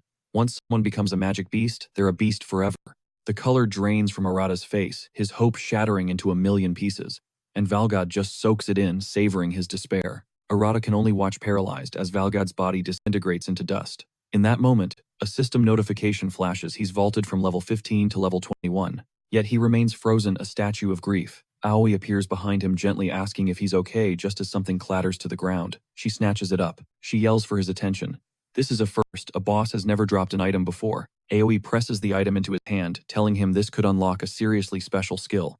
The moment he grabs it, the system confirms it. The skill is vassalization. Arata's blood runs cold. It's the exact same power Valgad used, but he couldn't care less. A pop-up explains the terrifying ability he can resurrect the dead to serve as his loyal puppets. There's a massive catch though. The resurrected retain none of their old powers or personality. They're just empty shells hardwired to obey their master's every command. When the fissure finally dissolves, they're back in the real world. But Arata doesn't look like a victor. He looks like a man who just lost everything. Valgad's final words, "It's impossible," are a poison, replaying over and over in his head, but a part of him refuses to believe it. Aoi can see the storm brewing in his eyes and tries to ground him, promising him they'll find another way if they stick together. That's when Arata's resolve hardens. He declares that even if he can't make his brother human again, he is still going to save him, no matter the cost. Back at the guild, Aoi debriefs Rei on the entire chaotic battle, her heart aching for what Arata is going through. Rei immediately pieces it together. Arata's powers and Valgad's come from the same dark origin. Her strategic mind suggests they capture his brother for surveillance. But Aoi vouches for him instantly, insisting Arata would never harm innocent people, even if his power source is sketchy. He tells Rei with unshakable confidence that fighting alongside him proved his character, adding that if he ever did cross a line, she herself would be the one to stop him. Struck by Aoi's fierce loyalty, Rei concedes, telling her to let Arata have some space to process everything. She informs Aoi that she'll run her proposal by the association. Meanwhile, Arata walks like a ghost back to his old home. The apartment is a mess, a time capsule of abandonment, looking more like a forgotten ruin than a place where anyone ever lived. Arata wanders through their home, haunted by the crushing realization his brother might be gone for good. Lost in memories of his brother, reality itself suddenly shatters as a glowing fissure rips open right in front of him, leaving Arata completely stunned. A rift, inside his own room. The thought hits him like a lightning bolt. Could his brother be on the other side? He cautiously steps through the shimmering portal, and a wave of shock hits him. This place. It's eerily familiar. Shoving aside his questions, he pushes forward to investigate. But after several minutes of walking through the unsettling quiet, he starts to wonder, where's the danger? He finally stumbles upon a scene of pure destruction. The floor ahead is completely shattered as if by some immense power. His eyes lock onto a door at the far end, but when he tries the handle, it's jammed shut, blocked by a heavy wooden beam. No problem. He unsheathes his blade and splinters the door into pieces. Stepping through the wreckage, his heart stops. There in the center of the room stands his brother, but he's been twisted into a monstrous level 38 boss. The creature's eyes are vacant, showing zero recognition, but Arata breaks down, tears of relief and sorrow streaming down his face. He's finally found him. Through his sobs, he tells the beast he's been searching everywhere, never imagining he'd find him trapped in a nightmare like this. Trying to ignore the horrifying transformation, Arata speaks to him like nothing's changed, begging his big bro to just come home. His only response is a violent turn and a blinding energy blast that slams him into the wall with bone-jarring force. Arata refuses to fight desperately, pleading with the monster, trying to make him remember. But the beast just lunges for another savage attack. In a desperate gamble, Arata dodges and vaults onto its massive shoulder, trying to get close to break through whatever curse has taken hold of him. It's a complete failure. He's brutally swatted away like a fly sent crashing hard onto the cold stone floor. As he lies there broken, he has to ask himself, is his brother truly gone, replaced by this magic beast? Then a dark memory surfaces, the vassalization skill. It's the power he gained from defeating Valgard. But there's a soul-crushing catch to use it. The target has to be dead. Paralyzed by the impossible choice, he doesn't even see the next attack coming. Another brutal blow sends him sprawling, and this time he just stays down. The guilt is crushing him. He failed to save his brother. As the beast charges in for the final blow, Arata just closes his eyes. But right before the claws can connect, a massive torrent of water erupts from nowhere, blasting the beast off its feet and sending it flying. Arata scrambles to his feet, completely bewildered, his eyes locked on his fallen brother. That's when a smug voice cuts through the silence from behind. It's Takatora calling him a pathetic loser, and acting like some kind of hero who just swooped in for the save. Without a second thought, Arata throws himself between Takatora and his brother, yelling at him to stay out of it. Takatora is livid. Why is this idiot protecting a magic beast? And then the pieces click into place. The monster is Arata's brother. Arata demands to know what Takatora is doing here, and the guy doesn't even bother to lie. He admits he's been spying on Arata the whole time. He smugly explains that as long as Arata is tied to the Navy Guild, he's got eyes on everything Arata does. That's it. To shield his brother, Arata summons his Shadow Blade, Takatora responds by materializing his own shimmering ice blade, telling Arata he's just been handed the perfect excuse to finally kill him. After all, who would question him for putting down a guy defending a monster? Takatora openly admits he's going to murder Arata and call it justice. Blinded by rage, Arata lunges, swinging his sword wildly, but Takatora parries the strike with zero effort. He mockingly asks Arata if he really thinks he has the power to protect that thing. He's not a beast, he's my brother, Arata screams back. Ignoring him completely, Takatora launches a ranged attack, but the ice projectile curves, homing in on his brother. Panicked, Arata instinctively glances back to check if he's okay. A fatal mistake. Takatora scoffs at him for looking away mid-fight. The insult fuels Arata's fury, and he unleashes another desperate flurry of strikes. But Takatora casually bats away every single attack, telling him not to get ahead of himself. He just laughs at Arata's pathetic attempts. He promises to slice them both to pieces. Arata is forced back, battered and bruised, but he keeps his ground, shielding his brother. He screams it again and again. He's not a beast. He would die here before letting anyone harm the brother he shares so many memories with. This raw determination fuels him. Channeling everything he has, Arata charges Takatora one more time. This time, his strike carries a new weight, a new power. For the first time, Takatora is forced to leap back to dodge. Still, he keeps running his mouth. He resorts to mocking Arata for being poor trash. Then he drops a chilling line. It's the end of the line for his whole family. Arata freezes, demanding to know what he means. A sickening grin spreads across Takatora's face as he mentions there were two other magic beasts he had to deal with, referring to Arata's parents. He confesses everything. He slaughtered them without a second thought, casually mentioning he even farmed them for experience points. That's it, Arata snaps. A suffocating powerful aura erupts from his body, but Takatora just looks bored. He yawns, telling Arata there will be no mercy before unleashing his deadliest ice technique straight at him. A monstrous three-headed hydra, made of pure ice, materializes and slithers towards him. Arata braces himself, gripping his sword and swinging with all his might. The sheer force of the blow shatters two of the icy heads, but the third one lunges past his guard. Even Takatora has to admit Arata's definitely leveled up, but it's not even close. The final monstrous head hurtles straight for Arata, and he knows. He's not fast enough to dodge. The jaws are about to snap shut, when in a flash of movement, his brother intercepts, shielding him from the blow. With a sickening crunch, his brother obliterates the last head, leaving Arata completely stunned. But he doesn't stop there. He pivots and charges straight for Takatora, slamming into him with enough force to send him flying into the far wall. Arata's jaw hits the floor as he watches this unfold, making him question if his brother can actually identify the true enemy here.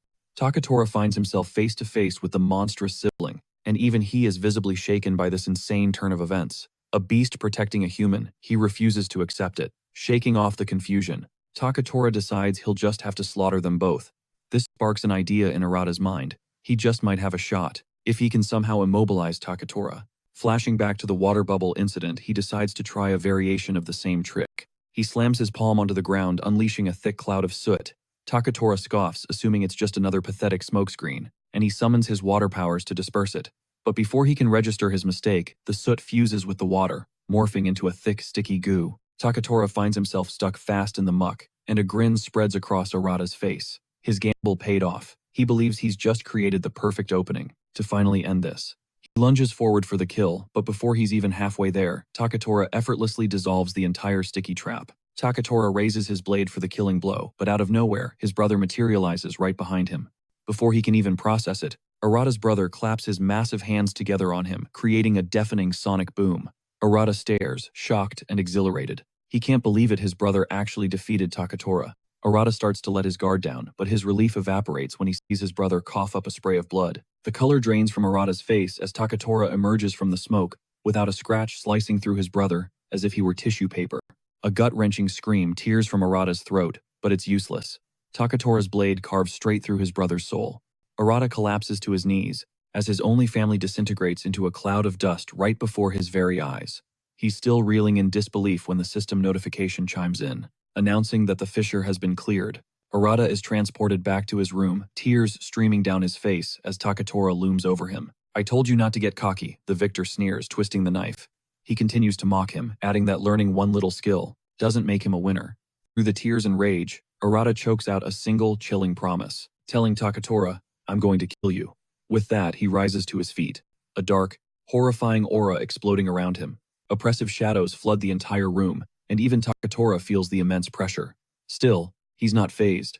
This isn't the first time Arata tried to act tough, and every time before Takatora put him right back on his arse. I'll finish you in one strike, Takatora declares. But before his muscles can even twitch, he's completely engulfed by a storm of pure soot.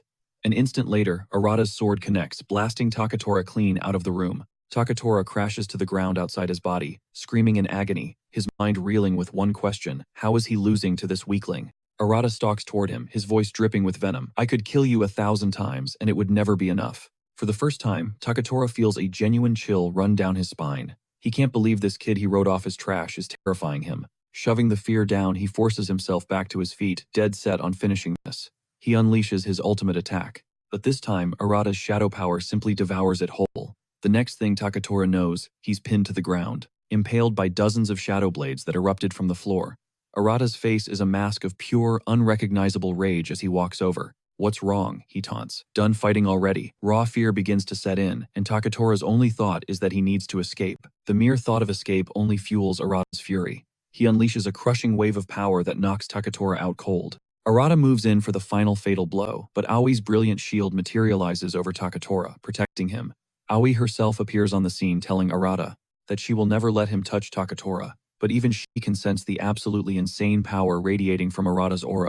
Her barrier is no match. A single shadow blade slices through it like butter and slashes her arm, making her cry out in pain. Aoi is left wondering what kind of demonic power Arata is wielding, even though she knows she has no chance. She stands her ground, determined to defend Takatora and stop Arata from going over the edge. But Aoi knows she's completely outmatched. She's terrified that if Arata's aura intensifies anymore, things will get even worse. Lying weakly on the ground, Takatora mocks them both, sneering that the association will step in once they realize how bad things have gotten. Aoi, however, is completely focused on how to snap Arata back to his normal self. But she's too late to stop him. As he unleashes another wave of aura into the city, an explosion of power that starts demolishing nearby buildings. From her office, Rei watches the destruction unfold, and decides it's finally time for her to step in and subdue Arata personally. At the Jade Sky Guild, Takuto gets an alert about Arata's out-of-control rampage. He knows it's time for him to get involved and take Arata off the streets as our hero's rampage continues. A crushing aura erupts from his body as he locks onto Aoi, poised to deliver the final lethal blow. Just then, Rei materializes. Her own power flares, deflecting Arata's strike, as she whispers an apology to Aoi for her late arrival, gently setting her down. She urges her injured friend to rest, promising she'll handle Arata. Rei instantly realizes something must have snapped inside him, unleashing this unhinged fury. He's gone completely feral. And right on cue, Takuto strolls onto the scene, absolutely hyped for a showdown with the berserker. But Rei immediately tries to block his path. Takuto just scoffs, revealing that the association has a different perspective on this whole situation. Hearing this, Rei's blood runs cold. She demands to know exactly what the association is planning. He sidesteps the question instead, pointing out how attached Rei and Aoi have become to Arata. Rei fires back that she's just doing what any responsible guildmaster would. The two are still caught in a heated argument, when Arata lunges, aiming to skewer Takuto from behind. Rei screams a warning, but Takuto looks completely unbothered, almost bored. Arata swings his sword in a wild frenzy, but Takuto's form suddenly dissolves into a cascade of glowing petals. The sight shocks Rei, but before anyone can process it, Takuto reappears and slams Arata with his signature skill, the ethereal dance. The impact sends Arata crashing to the pavement, leaving Rei speechless. She never dreamed Takuto's technique could neutralize Arata so easily. Without a second thought, she plants her feet, declaring that she won't let him kill Arata. If that's his plan. Takuto just smirks, assuring Rei he has no intention of killing their mysterious friend. He admits he wouldn't want to kill someone so shrouded in secrets. Just as he says that, Arata staggers to his feet and lets out a primal roar. The second the sound escapes his lips, raw power begins funneling into him from the surroundings. Takuto doesn't even look surprised. He'd already suspected Arata was siphoning energy from magic beasts. Arata's hate-filled eyes lock back onto Takuto. He attempts to manifest a storm of phantom weapons to annihilate him, but Takuto doesn't even flinch. He's impressed, but he also sees the truth. Arata has zero control over this incredible power. He's just aiming a hurricane. Takuto's gaze flicks back to Rei, telling her he's ready to finally put Arata down. Rei is more concerned about what the association is up to, but Takuto stays silent on that front. His entire body becomes engulfed in a brilliant green aura as he prepares to end it. Before Arata can even react, Takuto's power ensnares him completely. Just as Rei starts to panic, Takuto calmly tells her that Arata isn't dead, he's just sleeping. With that, Takuto vanishes, taking Arata's unconscious body with him. As they disappear, Rei can only fear the worst for what will happen to Arata, in the hands of the association. At that moment, Aoi returns to the scene after helping civilians escape the area. She's horrified to see no trace of Arata anywhere. Rei struggles to find the words to tell her he's been taken. The next time Arata wakes up, he finds himself chained to a wall.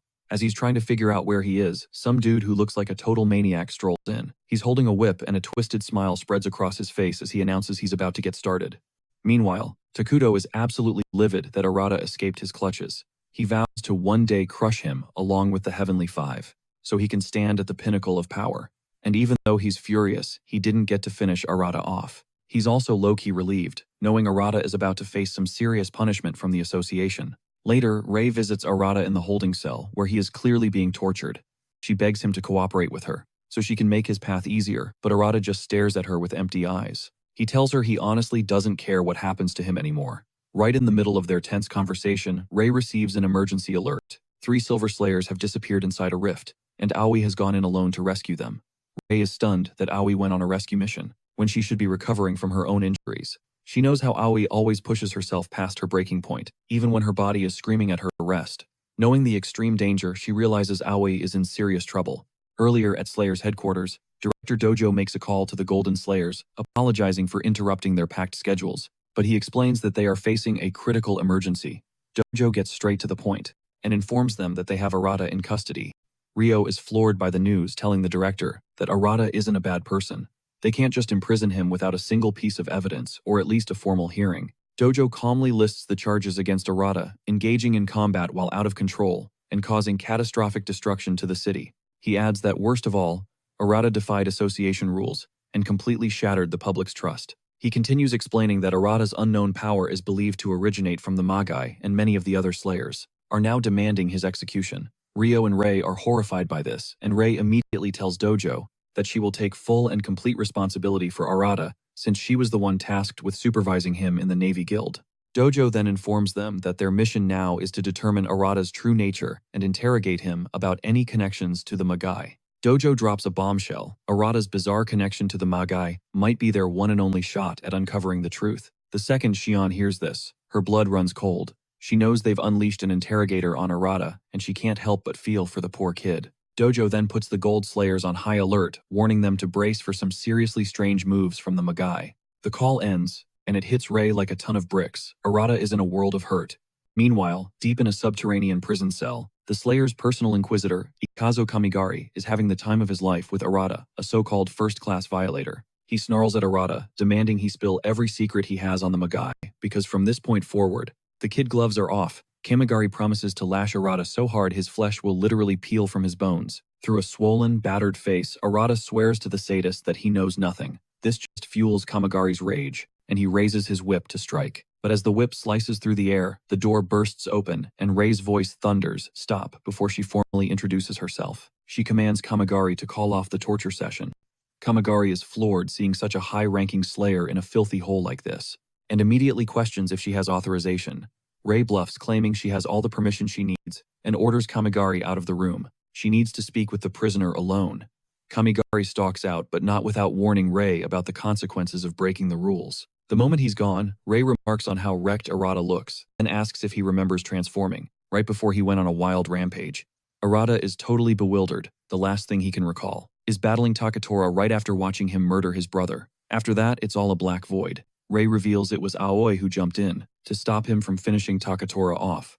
The revelation shocks Arata to his core, and Rei keeps going, explaining that Aoi was caught in the blast but is now receiving medical treatment. A wave of guilt washes over Arata when he hears this, and he mutters that he deserves every bit of this pain. He confesses that he has nothing left to live for anyway. He was forced to watch as the only person in the world he cared for, his brother, was slaughtered before his eyes while he stood there helpless. As they're absorbed in this heavy conversation, an alert flashes through. Aoi has entered the rift on a rescue mission. A jolt of panic hits Arata. He demands to know what happened to Aoi. Rei quickly explains that they lost all communication, with a team of Silver Slayers and Aoi, despite not being fully healed, charged into the rift after them. Rei decides she needs to get Dojo on the line. Arata looks completely defeated until Rei puts a firm hand on his shoulder, reminding him that while the past is set in stone, there's still a mission only he can accomplish, as long as he wields the power of a Slayer. In a broken whisper, Arata says he has nothing left, but Rei tells him she can't judge whether he's evil, but she sensed something powerful from him. With a decisive move, Rei shatters the chains, binding Arata. declaring that she trusts her instincts, and that's why she's setting him free. At that exact moment, Kamigari storms back into the cell. He's grinning. He just got confirmation that she never received permission, exposing her entire lie. Kamigari taunts Rei, saying that even a guildmaster gets no mercy for lying to protect a criminal. Kamigari unfurls his whip as he advances on Rei, gloating that the area's magnetic field blocks skill activation. To make matters worse, the whip he's holding breaks the sound barrier, meaning he holds all the power here, since Rei is essentially powerless without her skills. Kamigari is practically vibrating with glee, admitting he never dreamed he'd get a shot at beating down a golden slayer. He lunges forward to strike, but Rei moves like lightning, planting a devastating kick square in his chest, completely rearranging his internal organs. In his shocked state, Rei coolly informs the creep that she'll be getting that permission slip right after she's finished with him. Another urgent message pings there's no backup available to rescue Aoi. Rei locks eyes with Arata, her voice intense. Moping about the past changes nothing, she says, but the choice you make right now will define who you are. The words hit Arata with the force of a physical blow, and he pauses, truly thinking. He knows he's lost so much, but he still has comrades who fought alongside him. A fire ignites within him from that single thought, and he swears to himself he will never lose someone precious again. With steel in his voice, Arata tells Rei he's going to save Aoi, no matter the cost. A proud smile spreads across Rei's face. She tells him they should all focus on getting back for a barbecue celebration. Arata takes off scrambling to find a way out of the facility. He rounds a corner and runs straight into a trio of officials, ready to drag him back to his cell. Arata freezes, completely cornered, with no idea how to get out of this. Before he can even process a plan, a laid-back voice calls out. Rio appears, teasing Arata that he came to see what all the fuss was about when he heard he'd been thrown in the slammer. Rio then casually asks Arata what his big plan is now that he's a fugitive. Arata's response is simple and firm. I'm going to do what needs to be done. Rio's eyes narrow just a bit, as he asks if this has to do with the brother he mentioned before. But Arata flat out refuses, telling him that saving his comrade is the only thing that matters. He declares he doesn't give a damn what happens to him afterwards. Rio is stunned, seeing that unyielding fire still blazing in Arata's eyes. In that moment, Rio decides to shoulder the entire burden, telling the officials to back off because he'll be keeping Arata on a tight leash personally. And to make sure they get the message, he tells them to report his exact words to Dojo. With everything settled, Rio gives Arata the nod. It's time to roll. A look of pure admiration flashes across Arata's face as he instantly sprints after him. Moments later, they arrive at the dimensional tear, and Rio gets straight to the point, asking what Arata meant by his comrades being in danger. Arata explains that multiple slayers have gone completely radio silent, which shocks Rio since a rift of this level shouldn't still be open. A sudden cold dread washes over Arata as he starts panicking about what might have happened to Aoi. Wasting no more time, the pair dives headfirst into the fissure, materializing inside a dense forest-type rift. But Rio immediately clocks that the area has been almost entirely swept clean, which can only mean one thing: the boss is all that's left. Arata immediately drops to a knee to activate his suit's systems, informing Rio he's starting a search for the target. Rio's eyebrows shoot up in surprise. Arata has an enemy detection skill now. The kid has seriously leveled up. In the middle of his scan, a monster hurtles towards them from the trees, but Rio casually swats it out of the air with a backhand punch that explodes with overwhelming firepower. Another beast streaks in from the right, zeroing in on Arata. Now he's pissed. Furious that the grunts are messing up his search, Arata mercilessly slices the creature in two. A smirk plays on Rio's lips when he sees it. It's proof that Arata is on a whole different level from the last time they met. With the trash taken out, Arata refocuses on his scan. A few seconds later, his head snaps up. He's sensing something seriously off. Stay sharp, Arata warns Rio. And right on cue, one of the missing Silver Slayers stumbles out from the tree line in the distance. Arata's expression instantly brightens with relief. At least one of them made it out okay, even if she looks like she's been through hell. They rush toward her, asking what went down. Just as she gasps out the words, one of the Slayers, it turned into a magic beast. Another corrupted Slayer lunges from the shadows and sinks its teeth into her. Both Rio and Arata skid to a halt, trying to process the horror they just witnessed. The girl begins to choke, and then a sickening dark aura erupts from her body, her form twisting and contorting violently. Arata's blood runs cold as he watches the girl warp into a grotesque monster right before his eyes. That's when Rio grimly states the obvious. We're dealing with an infectious type. This is an absolute worst-case scenario. The newly transformed Slayer shrieks and lunges at Arata, but Arata freezes his mind, betraying him. Because when he looks at the monster, all he can see is his brother's face. His sword arm trembles uncontrollably, despite the lethal threat inches from his face. Seeing this, Rio roars at him. What the hell are you doing? Claws are about to tear Arata's head off, but Rio yanks him back at the last possible second, saving his life. He asks if he's alright, but Arata is shaking like a leaf, drenched in a cold sweat. I can't kill people. Arata stammers out. Ryo's face hardens. That thing he says is not a person anymore. The two beasts charge them again, and this time Ryo steps forward, incinerating them both with a single explosive fire punch. After the creatures turn to ash, Ryo lays out the horrifying truth. This has to be the boss's ability. It transforms people into magic beasts, and those beasts then spread the infection to other humans. Arata opens his mouth to speak, but Ryo already knows what happened. The others, they hesitated just like you did. That's why they all got wiped out. The grim reality of the situation finally clicks. A fiery aura explodes around Ryo. If even one of these infected abominations escapes this fissure, he says with deadly calm, the fallout will be beyond catastrophic, worse than anything a cursed soul could ever cook up, which means we have to end them all. Right here, right now. At that exact moment, an immense crushing pressure descends, and the boss finally reveals itself. A hideous beast with a head full of gnashing teeth.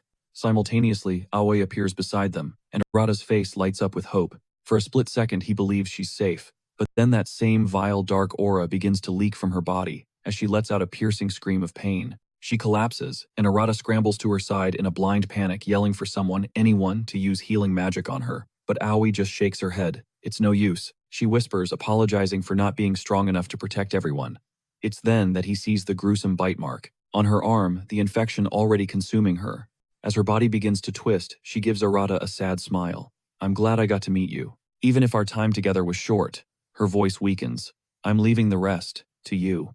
Arata screams in pure horror, begging her not to turn into a monster, clinging to the insane fantasy that she can still be saved. But Aoi uses her last ounce of strength to grab his hands, forcing him to look at her. From this moment on, she tells him, you have to start trusting in yourself. Aoi's gaze is unwavering. I have total faith that you will become an incredible slayer, someone who can save countless people. After delivering her final words, Aoi's body goes limp and crashes to the ground. Her final words echo through Arata's mind, a torment so intense that a raw, agonizing scream tears from his throat. Ryo pivots, his voice grim. Anyone bitten is already gone.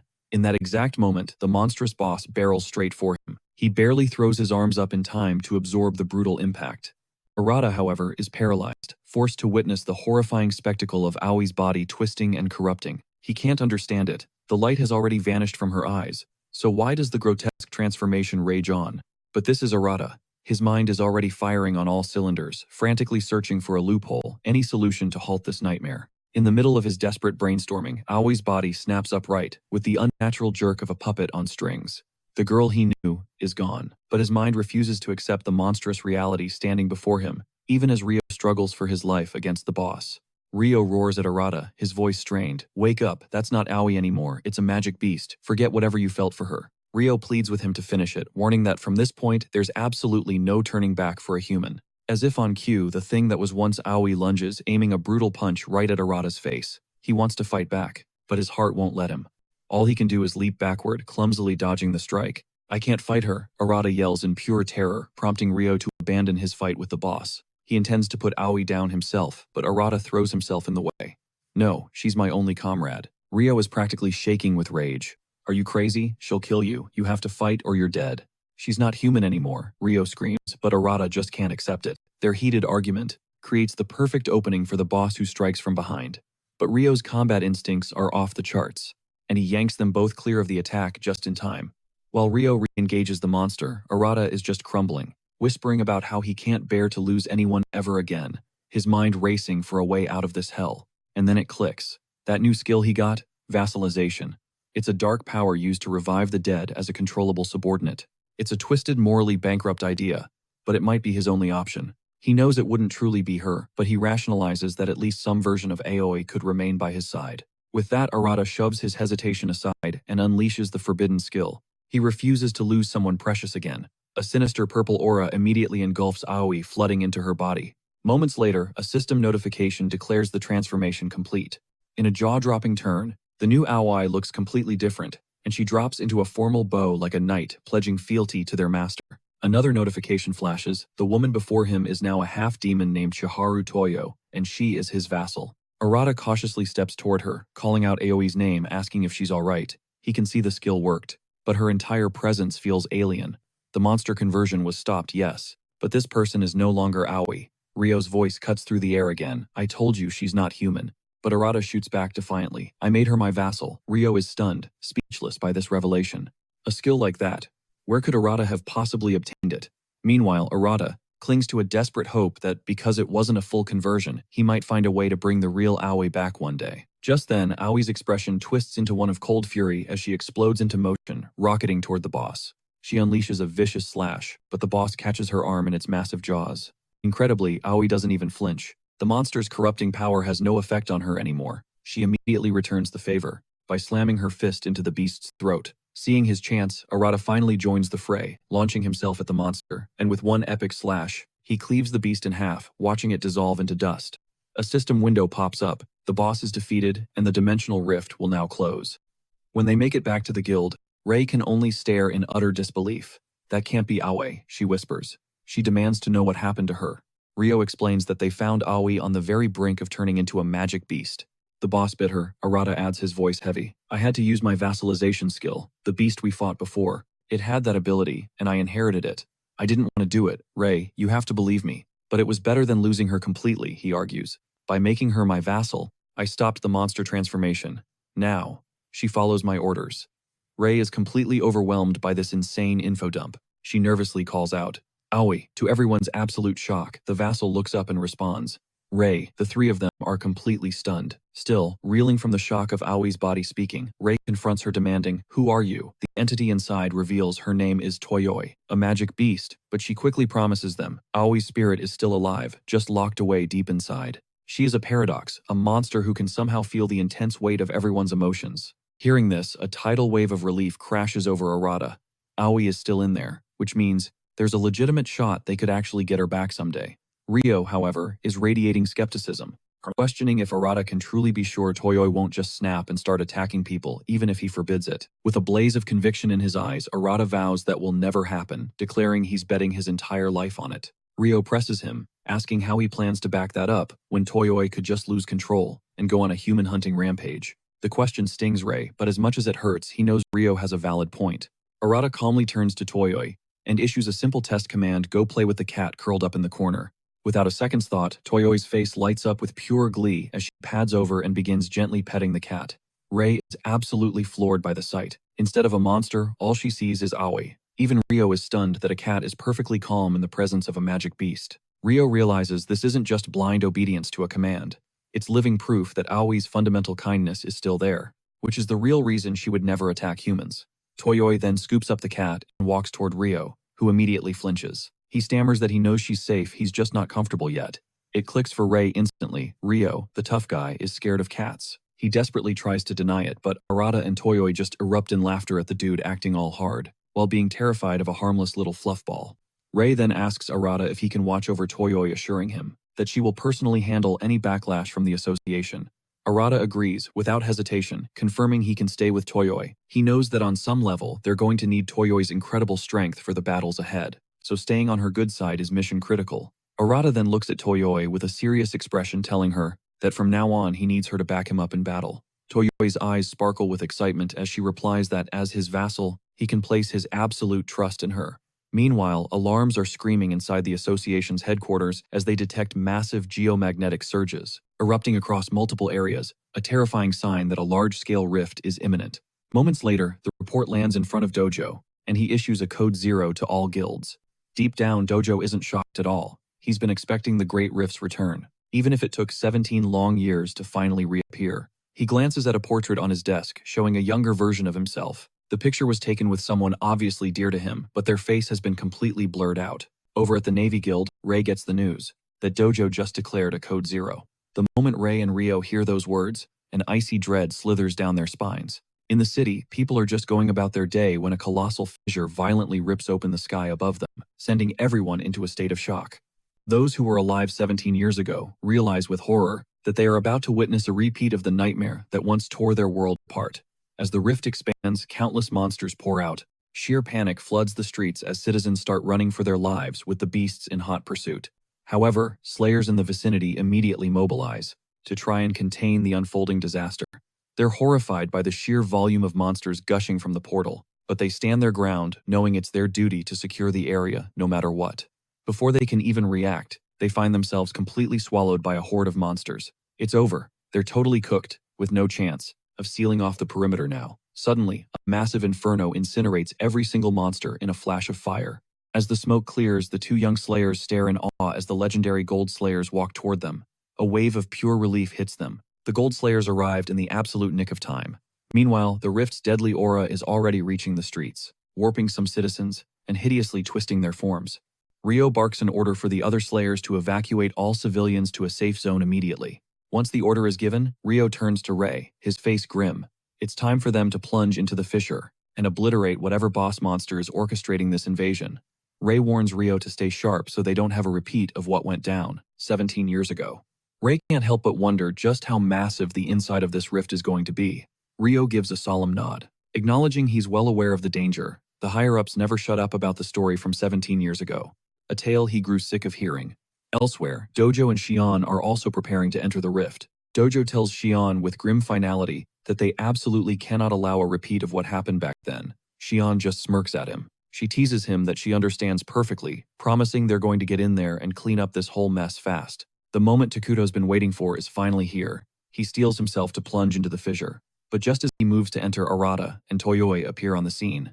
Arata shouts at Takuto that they're holding the line on the outside, explaining that it's a direct order from Ray. Before she departed, Ray had challenged Arata to prove himself not with words, but with action to fight like a true slayer. With no idea when they'd be back, Arata and Toyoi committed to Ray's orders, launching themselves at the monsters swarming the area. They became a whirlwind of blades cutting down beasts while pulling terrified citizens from harm's way. One rescued mother pats her crying son's head, whispering that she promised him the slayers would come for them. In that exact moment, winged magic beasts burst from the rift. Arata is completely stunned. He can't wrap his head around why an insane number of magic beasts are suddenly pouring out of that location. He realizes they're in deep trouble. Flying monsters have never been seen before. In a flash, one of the aerial monstrosities dive bombs toward the mother and son that Arata had just struggled to save. As the beast is about to connect, Arata activates his suit's power, bisecting it in midair. He then zips toward the mother and child, asking if they're all right. The woman confirms she's okay, thanking him profusely for his intervention. Arata glances at the sky, and his stomach drops. The flying monsters are absolutely everywhere. He knows it's going to be a catastrophe if they manage to scatter across different districts, leaving him scrambling to figure out his next move. Arata yells to Toyoi that the monsters aren't incredibly powerful, but their huge advantage is that they can't do a thing while the creatures own the sky and they're stuck on the ground. Before they can even react, the winged beasts begin to multiply like a horrifying swarm with more and more emerging from the rift. Arata immediately tells Toyoi they can't just stand by and do nothing, or the entire sector is going to get demolished. If nothing changes, Arata knows he has to eliminate the monsters as quickly as humanly possible. He fires off a barrage of soot projectiles at the creatures. He successfully downs a few, but because the swarm is moving so erratically, he realizes it's going to take a monumental effort just to keep them contained. Arata knows for a fact that other regions will be in grave danger if these flying monsters successfully break through their defense, which is why he must crush them while they are all still in one place. Right then, 3 other slayers arrive on the scene, their jaws dropping at the sight of this new breed of monster. The squad leader barks orders for those with defensive abilities to shield the civilians, while slayers with long-range attacks should provide support for Arata. Deep down, a fire ignites within Arata. He's ready to annihilate every last one of them, driven by the need to prevent his home from being reduced to ruins. At the same time, he's plagued by the fear that everything he's done so far is just not enough, which is why he has to find a strategy to slow them down. Arata comes to the conclusion that using his suit skill is his only way out. He focuses trying to find a way to unleash it, drawing on the countless times he's practiced this. That ingrained knowledge is the only thing that can possibly save him now. In that instant, Arata begins to emit a massive wave of soot from his hand that blankets the entire sky, engulfing all the monsters without a single one escaping. Once he's certain he has them all in his grasp, he hardens the soot, which instantly solidifies around the beasts. To his shock, his desperate gambit begins to work, but he realizes that using this much soot is burning through his MP at a terrifying rate, and if he fails to kill every monster in one go, he's completely finished. Arata then amplifies the mass of the soot to drag the immobilized monsters out of the sky, and it works perfectly. With the monsters now within striking distance, Toyoi explodes into action, beginning to cut them to pieces. With this strategy, Arata manages to clear out the monsters he snared in a single epic move. He notices that he can now wield his skills with greater ease than ever before. Arata decides to ride this wave of momentum and obliterate the rest of the monsters. He taps into his power again, but this time he's already pushing his limits, as he attempts to take them all down in one final attack. This time, Arata conjures a gigantic sword made of soot, and with the remaining monsters clustered together, he slices them all down at once, finally securing the area. The slayers behind Arata are left completely awestruck by what they just witnessed. The citizens, meanwhile, leap into the air with joy now that the beasts have finally been defeated. Arata is so drained he collapses onto his butt, but one of the slayers rushes over to praise him. He tells him that it was solely thanks to him that they were able to save the sector, and by the looks of it, there's no sign that the monsters are going to reappear in such large numbers. The slayer grabs Arata's hand and pulls him to his feet. Deep down, Arata is overcome with relief that he managed to hold the line, which means the rest of the mission is in the hands of the Gold Slayers. Arata finally grasps the true meaning of facing a large-scale rift, but he can't help but wonder why the initial pushback felt so small. At that moment, the slayer who had just praised him gets a call. Headquarters is on fire. Arata's blood runs cold when he hears the news. If HQ goes up in flames, the entire chain of command will collapse. At the heart of the central complex lies the Seiwa Guild, the command hub for the entire Earth Guild, the very nerve center that directs every single Slayer operation. This fortress houses the nationwide Slayer system, a database chronicling every magic rift ever recorded. It is from this epicenter that all missions are relayed to the guilds. Within its walls, you'll find the armory, the medical ward, the reward distribution center, state-of-the-art training facilities, and even containment cells for rogue slayers alongside a media control hub. Its reach extends to every corner of the nation, and if this headquarters were to fall, it would mean the complete collapse of Japan's defense grid against the relentless tide of magic beasts. Inside, a man named Kohaku-do, a silver-ranked slayer serving under Dojo, has taken charge. His voice cuts through the chaos, ordering the evacuation of all non-combatants to get them to safety. He commands the regular slayers to buddy up and maintain a tight formation, while the bronze ranks are tasked with defending the core facilities and reporting any developments on the fly. The silver-ranked slayers, meanwhile, are the vanguard tasked with the brutal subjugation of the magical beasts swarming the headquarters. With a voice filled with conviction, Kohaku reminds them that with the gold slayers deployed elsewhere, holding this line is all on them. Kohaku glances out the window, his eyes widening at the sight of countless flying monsters blanketing the sky. He can't wrap his head around why so many have appeared, out of thin air, when they're nowhere near a large-scale fissure. The chilling realization hits him: the magic beasts were waiting for this. They waited for Dojo and the other gold-ranked slayers to leave before launching their assault. He wonders if throwing up a defensive barrier around the rift was ever going to be enough. Peering into the distance, he sees their front line, buckling under the sheer weight of the monster horde.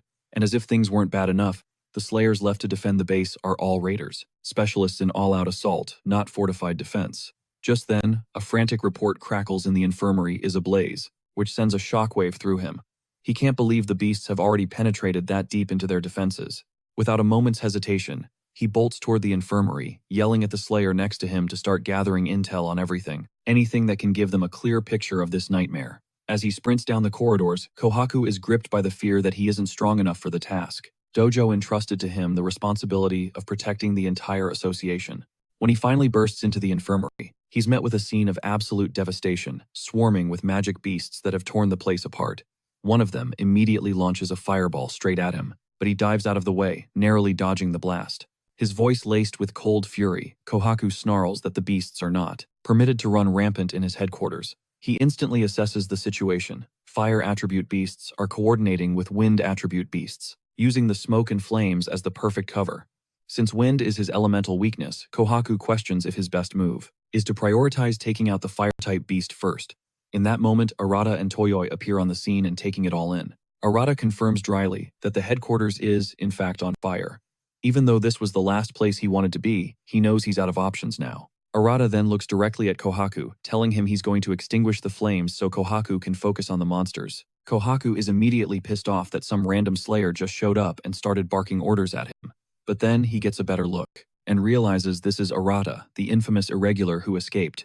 He can also feel the distinct aura of a magic beast rolling off of Toyoi. Arata pays Kohaku's protests no mind, and activates his suit, instantly quenching the inferno with a single powerful blast. Kohaku is left speechless, stunned that Arata put out the fire with just one attack. Okay, so even if Arata is an irregular, Kohaku decides he can use his help for now. Just as a monster makes a mad dash for Arata, Kohaku's power flares to life, and he instantly petrifies the creature with his unique ability. He scoffs at the frozen monster, smugly saying he just acquired another artifact for his personal collection. Kohaku then slams his palm on the floor, pulling a terrifying spear from the very earth, before charging the stone-like monster. He thrusts the spear deep into the creature, shattering it into a million pieces. Kohaku then informs Arata that he's officially on probation until the headquarters has been secured. Kohaku makes it crystal clear that their mission is to eradicate every last magic beast in this facility, and Arata simply agrees. On the inside, though, Arata is actually relieved to have the opportunity to fight alongside a true prodigy, the very same one who clinched the Seiwa Guild's #2 spot at such an incredibly young age. He's not sure if Kohaku can spam the petrification spell, but he can't deny how ridiculously powerful the skill is.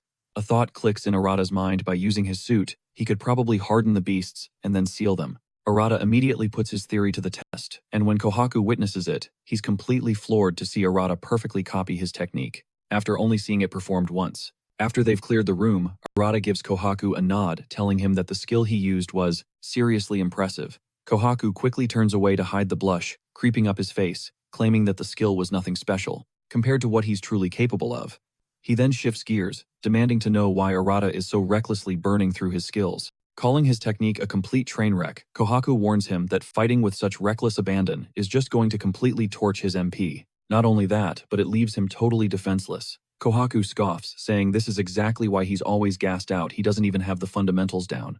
Arata's mind is blown. He had no clue there was any actual skill involved. He's just been scrapping for his life, never giving it a second thought. Kohaku just smirks, telling him to at least try not to be dead weight for the team. But Arata is totally lost, questioning what they should even be trying to save first now that they're caught in this mess. Meanwhile, deep inside the headquarters' divine armory, Takatora is rummaging through weapons that are way above his pay grade. His eyes land on a gleaming golden sword, and a greedy thought sparks in his mind. He's taking it. With everything going to hell, he's decided he'll be the hero who saves the day, especially since the legendary Gold Slayers are MIA. The second, his fingers wrap around the divine sword's hilt, an absolutely insane surge of power floods his entire being. This jolt of energy convinces him he's already surpassed the 5 heavenly kings.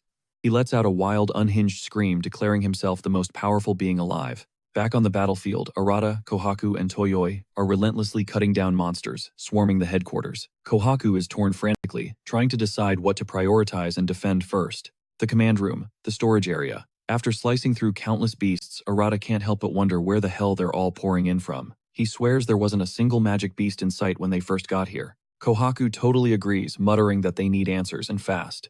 He announces he's going to check for any trace of the beast's origin point. Moving to an open space near the main building, he presses his palm flat against the ground, trying to read the energy signals. His face darkens. He confirms the entire area's energy is completely jacked up, like something major went down deep underground. Locking onto the source of the disturbance, Kohaku immediately bolts. He yells back at Arata to keep pace or get left in the dust. A few moments later, they burst into the headquarters' subterranean records room. And there, gaping in the center of the floor, is a massive, jagged hole, an obvious entry point for the monster invasion. The creatures had used this breach to sneak into the facility while everyone was distracted by the colossal demonic rift outside. Right on cue, a fresh wave of monsters scrambles out of the darkness, and Kohaku instantly brandishes his spear, leaping into the fray. A blinding flash erupts from his weapon as he slams it into the nearest creature. Arata offers to jump in, but as he starts to power up, Kohaku shouts at him not to force it. He tells him that as a real fighter now, he needs to regulate his breathing and create an empty space within himself. Focusing on letting the energy rise organically from his gut, Arata takes Kohaku's words to heart and concentrates. And just like that, Arata manifests a huge, menacing sword forged from pure soot, and immediately starts carving through the horde. Kohaku watches genuinely impressed, admitting that Arata has actually leveled up a bit. Internally, Kohaku acknowledges Arata's technique, and battle instincts are still trash, but he's adapting to the chaos. He also clocks that Toyoi is a total weirdo, but hey, he can't really complain. She's proving to be incredibly clutch right now. After they clear the room of monsters, Kohaku channels his energy to seal the tunnel shut. With the breach finally closed, Kohaku tells Arata it's time to go on a full-blown cleanup mission. But even with the main tunnel sealed, Arata has a nagging feeling they haven't plugged up all the leaks. Kohaku points out that since the monster numbers are thinning out here, it means most of the beasts that use this entrance have already spread out. That's why capping this tunnel was priority number 1. But just in case we're wrong, Arata says with a grin, I've already left some soot markers. His shadowy soot instantly spreads through the building's vents and cracks, and Arata tells Kohaku he's sensing a seriously powerful beast right above them. Arata insists they need to head upstairs immediately because the vibe he's getting is anything but natural. He pinpoints the location, telling them the highest concentration of demonic energy is in the open area directly above. Kohaku's eyes go wide with horror as he realizes what that place is. That's the training facility. They race to the location, and what they find is their worst nightmare confirmed: a second hidden rift pulsating right inside the headquarters itself. Kohaku is absolutely livid, realizing the chaos outside was a massive diversion that made them miss this. More beasts begin to crawl from the shimmering portal. The sight completely stuns Arata, who never saw this coming. Kohaku quickly deduces that the monsters were using the fires and the underground tunnel as a smokescreen. Fueled by pure rage, Kohaku charges headfirst into the new wave of creatures.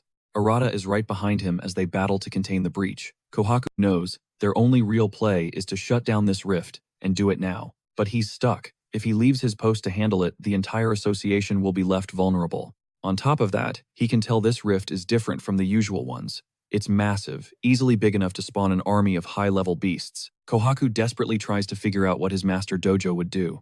In that moment of doubt, Arata steps forward and says, "Let me go." Kohaku is floored by this declaration.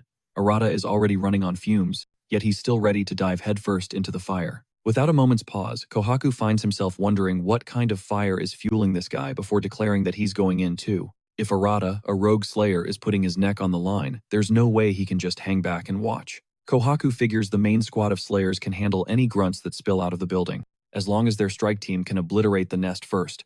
Seizing the moment, Arata hypes everyone up to breach the rift. He shouts that there's no way they're getting clapped by monsters of this level. With that, Kohaku takes the lead. He orders the others to get behind him as they plunge straight into the shimmering portal. On the other side, they materialize inside some kind of twisted throne room. Kohaku immediately says the place gives him the creeps. But Arata's eyes go wide. He spots a magic beast commanding things from the shadows. Kohaku snaps everyone to attention. He tells them they have to wrap this mission up fast and bounce, because he has responsibilities to uphold. As they push deeper into the chamber, the air grows heavy, the vibe feeling completely off. Meanwhile, the Gold Slayers are dealing with their own brand of chaos. A few tense moments later, Kohaku points out how sketchy it is that not a single monster has jumped them yet. Ever since they entered this freaky domain, it's been dead silent. Kohaku turns to Arata, asking him straight up what drives him to fight so hard. The question catches Arata completely off guard, and before he can even string a sentence together, Kohaku interrupts. Revealing that he fights for Dojo's sake, Kohaku explains that as long as Dojo is standing, the Slayers can withstand this war. He declares Dojo is their rock against the magic beasts, but then throws shade at Arata, saying he lacks any kind of refinement. Toyoi, of course, decides to stir the pot. She teases Arata, saying Kohaku basically just called him not his type. Kohaku instantly shuts it down, telling Toyoi she's twisting his words. Kohaku tells her to just watch Dojo in battle. He then starts gassing his master up, saying he wields his power like a mighty river. He continues explaining how Dojo's technique has zero wasted motion. To Kohaku, his mentor's fighting form is nothing short of pure art. He even claims that an ancient master painter would have immortalized the sight as a sacred masterpiece, if they ever witnessed it. Toyoi is visibly unimpressed with Kohaku's fanboying, but he just writes her off as a disrespectful kid. After finishing his epic praise of Dojo, he advises Arata to feel the current of power surging within him. Their path is blocked by a colossal door, and as it grinds open, they are confronted by a grotesque monster with multiple human heads grafted onto its hideous, terrifying body. And just then, a beam of light erupts from the beast's core and zaps Kohaku. In an instant, his world shatters, and he sees Dojo lying on the ground, his body brutally torn to pieces. A raw scream of agony escapes Kohaku as he stares at the mutilated form of his mentor, utterly destroyed. He has no idea he's trapped in a horrifying illusion. In reality, Arata is watching him from the outside, trying to figure out what's wrong with Kohaku, who just suddenly crumpled to the floor while staring at the beast. It clicks. For Arata, that laser was the monster's psychic attack. At that exact moment, Toyoi also screams, clutching her head in unbearable pain. Arata is still trying to process everything when another laser beam slams into him. Suddenly, Arata's deepest fears are dragged to the surface. The ghosts of everyone he failed to save materialize before him, their voices venomous as they blame him for letting them perish. Their phantom voices call him a failed slayer, whispering that he should have been the one to die. Arata collapses to his knees broken. The emotional weight crushes him, growing heavier with each passing second. All the while, the monster revels in their torment. It feasts on the team's agony. But then, deep within Arata's despair, something clicks. He remembers he still has a fight to win. He's failed countless times before, but that doesn't matter now. Fueled by sheer force of will, Arata staggers back to his feet, his resolve hardened by his promise to bring Aoi back. He will not let what happened to his brother happen again. Clinging to that willpower and fierce determination, he tries to tap into that inner current of power, just as Kohaku had described. And in that moment, he connects with Aoi's magic. He's left reeling, wondering if the vassalization skill is what made this possible. The instant he realizes he can actually wield this power, Arata digs deeper, drawing out even more. The monster senses this shift. It sees Arata breaking free of its mental prison. It panics and unleashes a frantic energy blast. The attack detonates with a deafening roar, but when the smoke clears, Arata stands completely unharmed behind a shimmering shield he manifested using Aoi's power. Arata himself is in shock. He can't believe he actually managed to channel Aoi's defensive magic, which effortlessly repelled the entire attack. With the shield now protecting him from the monster's mental attacks, Arata finally has an opening to launch a counteroffensive. Kohaku, however, is still trapped deep within the illusion, utterly convinced that his master is truly dead. But then a new horror dawns on him. Arata is about to face that abomination all by himself. A wave of shame washes over him. Disgusted with his own weakness, he slams his forehead into the stone ground, the raw pain shattering the illusion and snapping him back to reality. He glares at the grotesque creature, vowing to end this for his mentor. In response, the monster unleashes a volley of searing energy beams directly at Arata. But every single blast gets effortlessly deflected by his shimmering shield. The beast roars in frustration, enraged that its onslaught is completely useless. Suddenly, a primal instinct screams a warning from behind him. He whips around to see a grotesque chunk of the monster has peeled itself away from the main body. This new clone lunges straight for his throat, but just as its claws are about to find their mark, Toyoi's voice cuts through the chaos, telling the beast it got sloppy by spawning clones so recklessly, which shattered its own illusion. The clone stalking Arata is instantly skewered by Toyoi's razor-sharp talons, and she looks like an absolute goddess of death as she does it. With Toyoi back in the game and ready for round 2, Arata whips his head around to find Kohaku. But he's already on his feet, radiating pure, unfiltered rage. He unleashes his ultimate technique, the Stone Gargantua, a colossal suit of armor that towers over the boss monster and its pathetic copies. With a single devastating punch, Kohaku obliterates 4 clones at once, unleashing a massive shockwave of raw power. The sheer force sends even Arata staggering back, and he finally gets a glimpse of Kohaku's true terrifying strength. Kohaku looks absolutely demonic, as if a more brutal personality has completely taken over.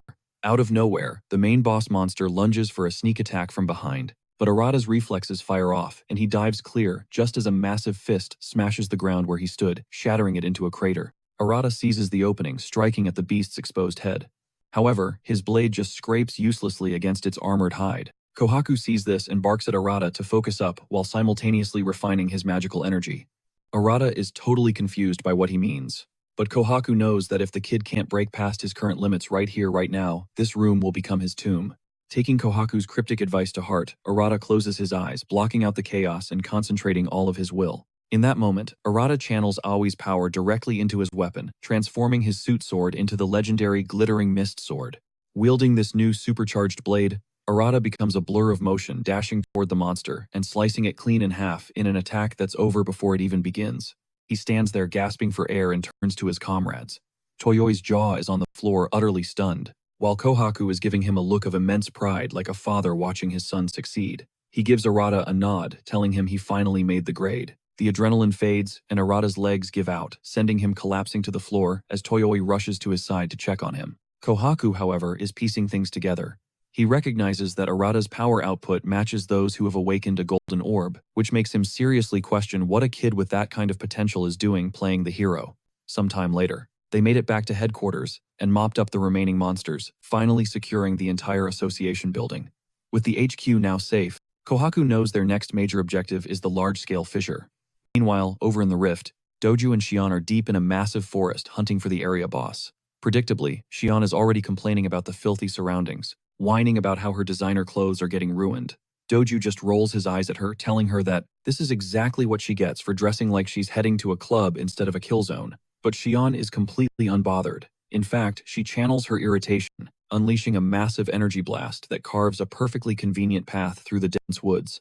Doju can only sigh at her dramatic theatrics. His mind flashes back 17 years to a time when the barrier between their world and the magic rift had grown dangerously thin, stretched to the absolute breaking point. When it finally shattered, countless lives were extinguished as a tide of magic beasts poured through the breach. Doju remembers that they were too slow to react back then, and he's grimly determined not to let that same tragedy repeat itself this time. However, he's on edge because the dead silence in this rift is completely unnatural. Xion points out the obvious: the monsters are almost certainly setting up an ambush. He agrees, telling Xion to stay frosty and not let her guard down for a second. Moments later, they arrive at a colossal tree pulsing with a bizarre energy, and they know they've hit the jackpot. Xion lets out a sigh of relief, glad that they've found their target and can skip the tedious tracking part. Based on their readings, they figure the creatures perched in the branches are A-ranked threats, at the very least. Shion mutters about how she can't wait to wrap this up and go home. Sitting on the branches above are the false twins, Arum of the white wings, and Varuna of the black wings, and they look absolutely lethal. According to association regulations, they're certified A-rank beasts. The twins seem amused that Shion and Doju actually tracked them down, and they sneer, promising the two that this forest will be their grave. They start bragging about how they effortlessly wiped out the Silver Slayers, and then they ask Doju and Shion just how many seconds they think they can last before dying. Then the two of them unleash a blinding laser beam straight at the Slayers. Realizing these punks are seriously underestimating them, Doju and Shion get ready to fight back. A brilliant golden aura erupts from Doju's body, as he tells the twins that gold isn't just an extension of silver, and they're about to give them a live demonstration of that difference. Golden Slayers. A radiant suit of golden armor erupts around Doju's body, while Shion conjures a devastating sphere of pure energy. The twins' combined blast slams into Doju, but he just tanks it, not even flinching. Seeing their ultimate attack get shrugged off, the imposters begin to panic. Refusing to be utterly humiliated, they unleash another volley of laser beams, a desperate storm of light far more intense than before. But it's no use. Doju effortlessly deflects every single shot as Shion finally unleashes the monstrous blast she's been cooking up. The fake twins see the sheer scale of the attack barreling toward them, and know with absolute certainty that they are royally screwed. Doju isn't surprised in the slightest. He's always known that humans and beasts share the same fatal flaw. Both are prisoners of their own experience, which is precisely why they foolishly believed the Golden Slayers were a power they could comprehend. The might of the Golden Slayer defies all logic. It's an overwhelming force that completely shatters their limited scale of reasoning. The twins can only watch in abject horror as Shion's cataclysmic blast engulfs and completely vaporizes them, obliterating everything in its path. With the giant tree they were perched on, now reduced to ash, Shion turns to Doju and wonders aloud if the others have cleared their sectors yet. Meanwhile, Ryo and Rei are facing off against Ariel, the priest of vanity, and Balm, the war idol. The duo wipes out the monsters with zero difficulty. It was a total cakewalk, just like it was for Doju and Shion. At the same time, Takuto absolutely demolishes Lil and Voss, the twin phantoms of illusory sound. But Takuto is low-key disappointed. The one person he was actually itching to fight is nowhere to be found in the fissure. He'll just have to postpone their showdown for another day. Soon after Kohaku gets the call, Doju is heading back to headquarters. The news sends a jolt of pure excitement through him, and as word spreads to the other Slayers, the entire guild erupts in celebration. And just like that, the crisis caused by the large-scale magic rift was over. The association's official report later claimed damages were kept to a minimum. However, the magical beast's true objective remained a mystery. For a moment, everything seemed fine. Too fine. Until a new threat descends from the sky behind association headquarters. It's Takatora, and he's wielding a divine weapon. The weapon's corrupting power is already visible. One of his eyes glows a sinister red, and his right arm has twisted into something monstrous and bestial. Yet a sick, twisted smile is plastered on his face. He's completely drunk on his newfound power as he descends. He unleashes a torrent of fire on the surrounding buildings. Alarms start blaring across the city, signaling a potential catastrophe. Rei returns to the guild just in time to get the frantic report from her attendant, her eyes widening at the unbelievable chaos unfolding before her. With Takatora currently wreaking havoc on the association headquarters, the attendant tells Rei that all contact with the Seiwa Guild has been lost. A cold dread washes over Rei when she hears this. Arata and Aoi are at the headquarters right in the line of fire. Without a second of hesitation, she rockets toward the headquarters, praying that she can reach them in time. At Ground Zero, Takatora is going full-on supervillain, launching massive fireballs that tear through the streets and endanger countless civilians. Seeing how bad the situation is, Arata orders Toyoi to get the citizens to safety, while Kohaku's gaze locks onto Takatora's transformed hand. He's horrified to realize Takatora is holding a divine weapon. Kohaku shouts at the maniac, telling him that a person doesn't choose a divine weapon. It's the other way around. The weapon chooses its owner. These artifacts possess a will of their very own. They select their wielder. Kohaku is totally baffled as to how Takatora could have possibly obtained one. The barrier around the armory should have been unbreakable for someone at his level. Just then, Takatora lets out a booming, insane laugh. He bellows that he is the strongest, but his boast is cut short by a piercing scream of pain as a dark shadow erupts from his body. The shadow creature lunges at Arata, who manages to block the vicious attack with his shield just in the nick of time. Arata clears his mind of all distractions, knowing he has a crowd of terrified civilians to protect. With a single precise strike, he cleaves the shadow in half. Arata is prepared to shatter his own limits as a slayer to end this threat. At the same time, Kohaku and Toyoi engage Takatora head-on, determined to protect the guild and its people. But moments later, Arata realizes he's already at his breaking point. He's burned through way too much power. Sensing his opponent's sudden weakness, Takatora closes in for the kill, unleashing a devastating blow. Arata knows his shield can't possibly stop it. He makes a split-second choice spinning around to shield the kids and civilians from the blast with his own body. He manages to reinforce his body with his shield's remaining energy, but the impact is still catastrophic. Arata grits his teeth fighting back, a scream of pure agony. His body is covered in severe burns. He's completely out of magic power, and a crushing wave of pain crashes over him. Nearby Toyoi is giving her absolute all, desperately trying to protect the civilians. At the same time, Kohaku is barely holding his own against the monsters fighting tooth and nail, just to live up to his reputation as the Seiwa Guild's #2. Just then, Rei streaks onto the scene. A relieved smile breaks across her face when she sees that the trio is against all odds still standing. She zips over to their position, only to find the trio completely and utterly spent. Once she confirms everyone got out safely, a cold rage takes over as she tells them to fall back and leave this to her, while Takatora continues his destructive rampage. Out of nowhere, a massive energy blast slams into him, launching him across the horizon. The look on Rei's face is pure, unfiltered fury. She promises Takatora that for what he's done, mercy is officially off the table. Rei is reeling. He didn't just steal a divine weapon, he threw away his humanity. In a panic, Takatora fires a desperate blast of magic at Rei, but she just walks right through it, the attack dissolving against her power as she vows to beat him into oblivion. A colossal wave of energy explodes from Rei's body, transforming her appearance into something far from the person they know. As they're retreating to headquarters, Doju drops a bombshell on Shion. Rei is the Golden Slayer with the most insane firepower, leaving Shion absolutely floored. She always figured that title belonged to Doju. He clarifies that while he might be stronger in general, the second Rei fights solo. It's a completely different league. Shion is confused by the solo comment, so he breaks it down for her. As long as Rei doesn't have to hold back to protect her allies, her power dwarfs every other Golden Slayer. Doju explains that Rei's magic possesses the volatile properties of both water and lightning. It's an incredibly dangerous combination. This forces her to constantly throttle her own power when fighting with a team. Because of it, Rei was branded a heretic, forcing her down a harsh and lonely path. It turns out she's the original irregular. Back on the battlefield, Kohaku's eyes flutter open, and as his vision clears, he sees the epic showdown between Takatora and Rei tearing up the sky. It doesn't take long for Rei to sense that he's awake. A quiet sigh of relief escapes her. She's actually impressed by how well Kohaku is adapting to her energy, revealing that she's been channeling a portion of her own power into the trio this whole time.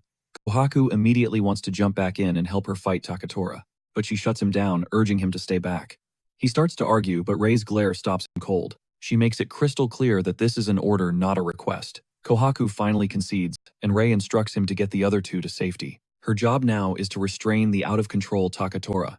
Kohaku obeys, grabbing his two comrades and sprinting away from the war zone. Once they're a safe distance away, Kohaku creates a healing spring for his teammates so they can start restoring their magical reserves. Meanwhile, Rei is furious with herself. The guild was placed in her care, but she failed to keep Takatora from going off the deep end. And now he's become this thing. She's livid at this outcome and decides she should have done everything herself from the very start. Enraged that Rei is tossing him around like a rag doll, Takatora bellows with absolute fury, unleashing a torrential storm of ice swords straight at Rei. Model. Rei throws up a shimmering force field, deflecting the lethal barrage as most of it screams past her. A few of the blades get stuck in the energy shield, and seeing how close she came to getting skewered, a burning rage ignites within her. Her hands trembling to maintain the barrier, Rei's mind flashes back to her parents, their voices vowing to protect the city. Finally channeling her fury, Rei unleashes her lightning, a cataclysmic blast that utterly obliterates every incoming attack. She drops into a combat stance and fires a spear of lightning at Takatora, instantly trapping him in a roaring electrical vortex. Takatora howls in agony as raw voltage tears through his body, while Kohaku stares on, completely floored by Rei's power. But wielding the two most potent gifts the gods can offer, well, that kind of power always demands a steep price. Back when Rei was just a kid, her classmates kept their distance, terrified that she would snap and go completely berserk. She's an irregular, an anomaly. Just one look tells Kohaku that her life has been an uphill battle. With a simple hand gesture, Rei conjures another devastating lightning assault and launches it directly at Takatora. He screams in raw terror as the bolts pierce his flesh, but Rei just keeps punishing him, ragdolling him within the tornado. Kohaku watches horrified. This display just proves how absolutely insane Rei's abilities truly are. Fed up with being tossed around, Takatora rockets toward Rei, trying to force the fight into close-quarters combat. But Rei effortlessly sidesteps his charge and snatches his mangled hand, telling him he can forget about besting her up close. Lightning crackles around Rei's right fist, and Takatora's eyes widen in fear as the electrified punch slams into him. The impact triggers a massive shockwave, sending Takatora flying like a ragdoll into the distance. Takatora smashes into the ground, but he actually starts to stagger back to his feet, leaving Rei completely stunned. She realizes that divine weapon is no joke, but facing this insane threat, she hardens her resolve. She has to do this all by herself. She remembers clutching her mother's lifeless body, blaming herself for every ounce of pain her loved ones have ever felt. Since Takatora is stubbornly refusing to stay down, Rei declares that she's ending this right now. At that moment, Kohaku notices the puddles on the ground are beginning to ripple, making him wonder what the hell is happening. As she charges up her ultimate attack, she knows it's a huge risk that will leave her completely defenseless for a moment, but she has no other option. She has to unleash it and just pray it doesn't completely annihilate Takatora. And then she fires. A blinding beam of energy that looks like a miniature sun erupts, and with no way to escape, Takatora is consumed by a nuclear-level explosion. The hit is devastating. Kohaku is in absolute disbelief, his mind struggling to even comprehend what he just saw. He just witnessed Rei launch what was basically a hydrogen bomb with pinpoint accuracy. After the dust settles, Rei slowly descends to the ground, and just as she foresaw her energy is spent, she collapses to her knees in total exhaustion. Kohaku immediately sprints to her side, but she struggles back to her feet, promising Kohaku she's fine, even though she looks completely and utterly drained. Just then, her gaze drifts to the horizon, where she sees people celebrating her victory over the monster. A small smile forms on her face, and as she thinks about going home for a barbecue, a sword viciously impales her from behind. She lets out a scream of pure agony and shock as she twists around to face her attacker. It's Takatora, the man they thought was vaporized. Rei's body gives out, and she crumples to the ground. With blood pouring from her lips and a gaping wound in her chest, Kohaku rushes to Rei, terrified he's about to watch her die. Rei, however, is just furious with herself for getting careless and letting her guard down. She completely misjudged his resilience, and for that mistake, she's now bleeding out on the ground, convinced this is the end. Still, she feels like she gave it everything she had. As tears stream down her face, Takatora starts laughing like a complete psychopath. Hissing that she now belongs to him, he raises his sword for the final blow, but Aoi materializes out of nowhere, grabbing his arm. Rei coughs up more blood, scolding Aoi for being so reckless, but Aoi simply tells her she's not alone in this fight. Enraged, Takatora smacks Aoi away. And when the other Slayers witness this, they all surge forward as one. Their one purpose is to shield Rei, the woman who fought so damn hard for them. Rei watches in horror as they risk their lives to protect her. They see her as their only hope, but all Rei can think is that she wishes they would just run. She can't stand the thought of anyone else dying because of her. Kohaku kneels by her side, desperately trying to use his healing powers. As her world begins to fade to black, she prays that anyone will show up to help. All the while, Takatora is enjoying the show. Then in less than the blink of an eye, Arata appears from thin air and seizes him by the head. Takatora is suddenly launched across the battlefield, and the second he lands, dozens of swords forged from black soot erupt from the ground, impaling his body. But Takatora's ego is so massive, he's convinced Arata is still leagues beneath him. So Arata just unleashes another devastating onslaught. A deafening explosion erupts, slamming Takatora into the dirt as Arata coldly tells him to zip it. But Arata, he looks completely different now. A demonic horn sprouting from his head, an appearance that leaves Rei absolutely stunned. Takatora stares up in sheer terror, struggling to process what he's seeing. Just moments before, a voice had echoed inside Arata's skull. He'd suddenly materialized in a bizarre, empty void, disgusted with himself for getting knocked out by Takatora's cheap shots. That's when he spots a figure bound in chains. The second this man registers that Arata can finally perceive him, he just explodes with manic laughter. Freaked out, Arata summons his blade, demanding to know who the hell he is. The chained figure tells Arata to chill, introducing himself by his true name Regnus, and promising to explain why he bestowed upon him the very power he's now using. But Arata isn't interested in a lecture. He just slices the guy clean in two. Regnus is floored by how reckless Arata is, but Arata just roars at him to get him out of this messed up dimension. Regnus clarifies that the sword in his hand and the abilities he commands both belong to him, they were gifts. The revelation hits Arata like a truck. Regnus insists that Arata must finally accept his destiny, because he is the long-prophesied heretic. Arata is totally lost, having no clue what this crazy dude is even talking about. Regnus then explains that the power he commands is forbidden, which is precisely what makes him a heretic. Regnus tempts him, saying he can use this power to plunder without consequence, and seize anything his heart desires. Fed up with the monologue, Arata lops off Regnus's head again, spitting that he has a million questions he needs answered, but he is seriously short on time. With that, Arata demands Regnus grant him even more strength, since he's the original owner of it all. Feeling Arata's hand grip his collar chain, Regnus grins, impressed by his sheer audacity. He notes that Arata is a far cry from the sniveling kid he used to be. Regnus suggests he might refuse the request, but Arata counters that he's pretty damn sure. Regnus will be stuck rotting in this prison for eternity if he doesn't play ball. Arata's sharp thinking leaves Regnus genuinely impressed. He agrees to the deal a single minute to comprehend the very essence of his power. And now, back in the real world, Arata gets why his form has mutated. Regnus basically overclocked his system. But Takatora still scoffs, thinking a new look won't change a thing. He charges Arata head-on, but our boy effortlessly materializes a swarm of shields, completely neutralizing the attack. Arata then returns the favor, smashing a blow straight into Takatora's chest that sends him rocketing across the battlefield. Before Takatora can even react, he's pinned to the ground, impaled by countless blades. But even then, Takatora refuses to accept it's over, unable to stomach the idea of losing to a nobody like Arata. In a desperate move, Takatora tries to attack Toyoi and the others, but before he can reach them, Toyoi summons a formidable skill, Blackmail Beast, which blasts Takatora away. The display of power leaves Takatora reeling. He never imagined Toyoi was hiding this kind of strength. Takatora erupts in a furious tirade, screaming about his connection to the Goto conglomerate and wielding a divine sword. He boasts about how he dethroned the Five Kings and took control simply because he was the most powerful. But then, Arata cuts him off, listing his sins, stealing another's orb, and twisting his own brother into a mindless magic beast. Arata labels Takatora a monster, something far worse than any magic beast for stooping so low as to even steal a sacred sword. After all these heinous crimes, Arata asks with chilling calm, "So how do you want to die?" The sheer weight behind his voice is so intense that even Rei can feel the pressure. Deluded by his own hype, Takatora declares he would never die at the hands of trash like them. He starts hyping himself up as a golden slayer, attempting to flare a massive wave of energy from his core. But suddenly blood just erupts from all over his body. Watching this, Arata finally pieces it together. Takatora's body is rejecting the orb's power, because it was never his to begin with.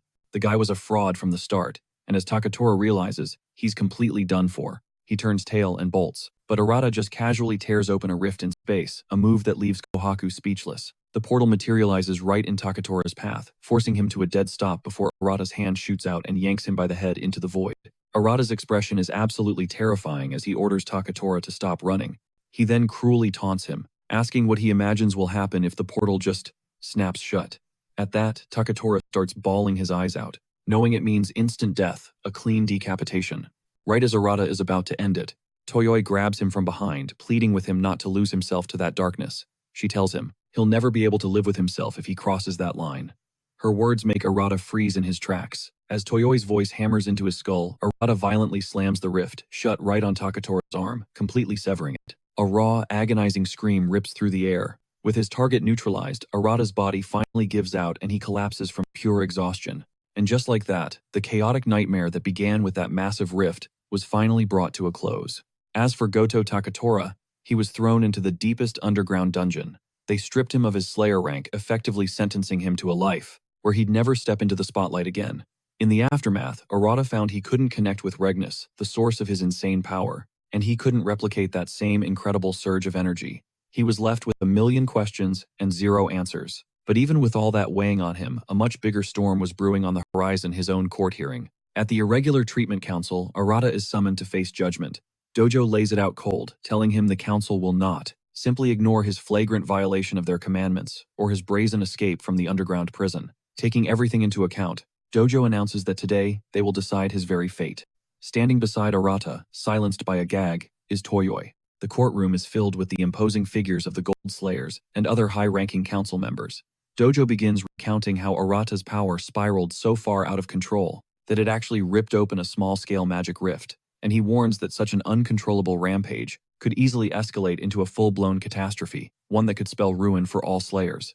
Because of this monumental risk, Dojo opens the floor demanding to hear the opinions of every Slayer in the room. Rei is the first to rise to her feet, immediately declaring that his rampage is her burden to bear, as his supervision fell to her. But then she adds that without Arata they would have been powerless to stop Takatora's madness.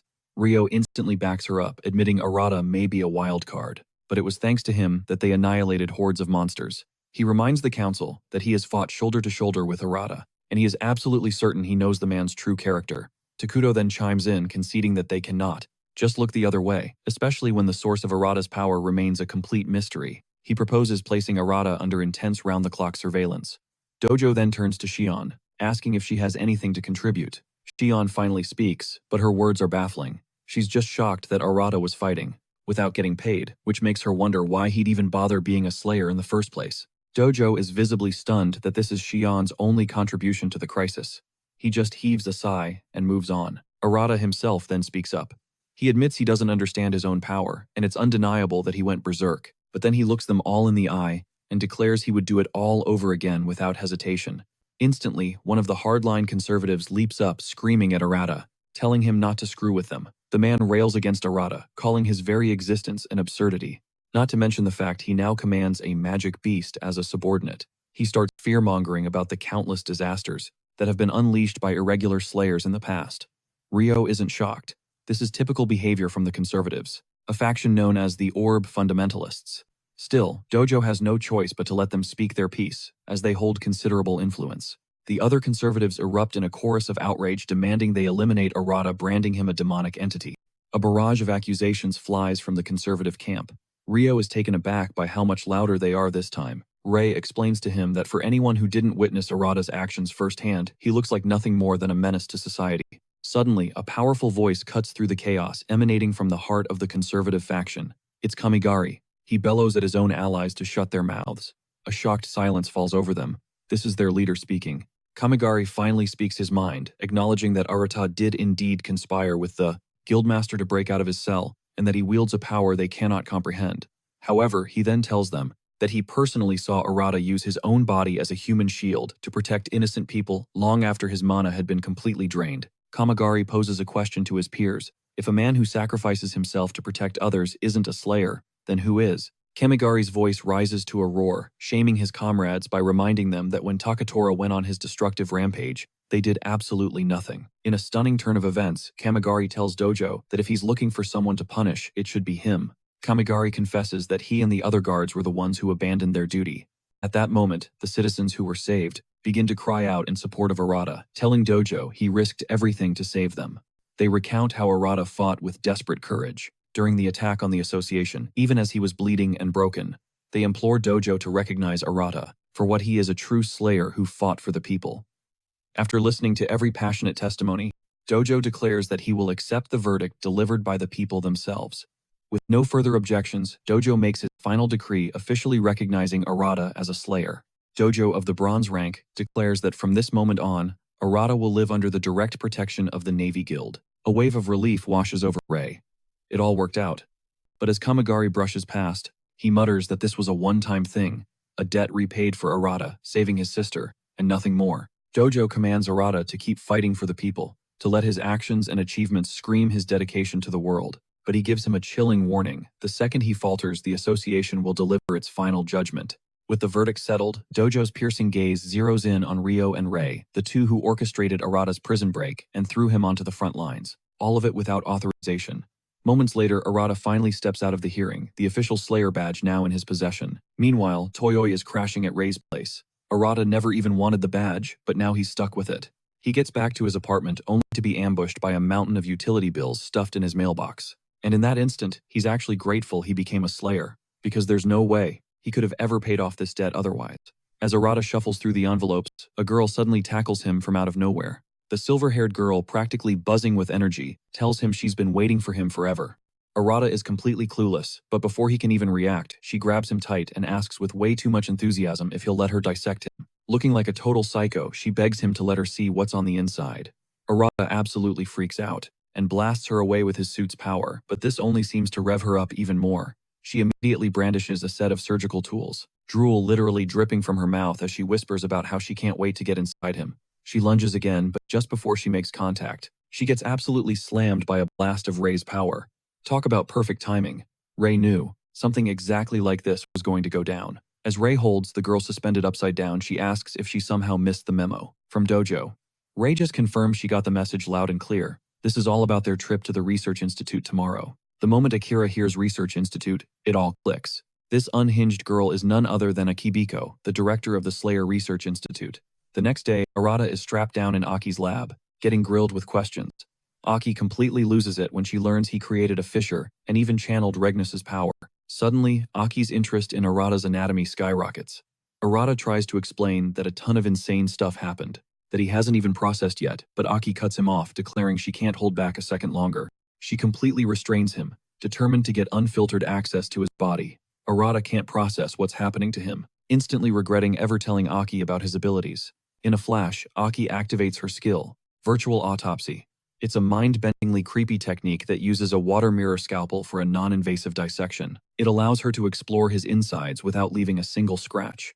Arata is still panicking when Rei casually walks in, telling him that while Aki is a total handful, her skills are the real deal. Rei reassures him that he's in good hands, admitting that she was just as terrified her first time with Aki too. Arata then demands to know what kind of power this is. He's never seen a Slayer skill remotely like it before. Aki, on the other hand, is absolutely staggered by what her virtual scalpel is revealing. She announces that Arata's entire internal structure is unlike any normal Slayer she's ever seen. Aki says Arata shares the same origin as a Magai. The biological markers are almost identical. Arata admits he still has no clue what's going on, but he can feel this strange power integrating with his body more and more. Aki then drops a bombshell. His body is the key to unlocking the gate to the demon realm. Arata is stunned, silent, having no idea what she's even talking about. Aki then quizzes him on what a magic rift is. Arata gives the standard answer: it's a crack in reality, where dark souls pour out. Basically a pop-up dungeon that vanishes once you take down the boss. Aki confirms he's right, but there's more. She calls it a limited-time dungeon, but reveals that some rifts contain structures that point to an altered history, and some Magai can even speak human languages, forming organized parties with specific objectives. This is terrifying proof that they aren't just dealing with random monster spawns, they're dealing with a whole other world. Aki explains that the magic rift is nothing more than a highway for dark souls traveling from the demon realm. She confesses that their knowledge is limited, that everything she's saying is built on a single, terrifying hypothesis. Aki tells Arata there is a hidden path leading from the magic rifts, straight into the demon realm, and his mission is to find it. The ultimate clue to the origin of the rifts, their greatest enemy, lies hidden within the demon realm itself. It finally dawns on Arata what they expect from him. He's supposed to hunt down the source of it all, that's lurking deep inside the demon realm. But then Aki drops another bomb on Arata. There's one more thing about his body that's seriously bugging her. She explains that when she looked at his astral form, his very life force, she saw a foreign color tainting it, something that wasn't him.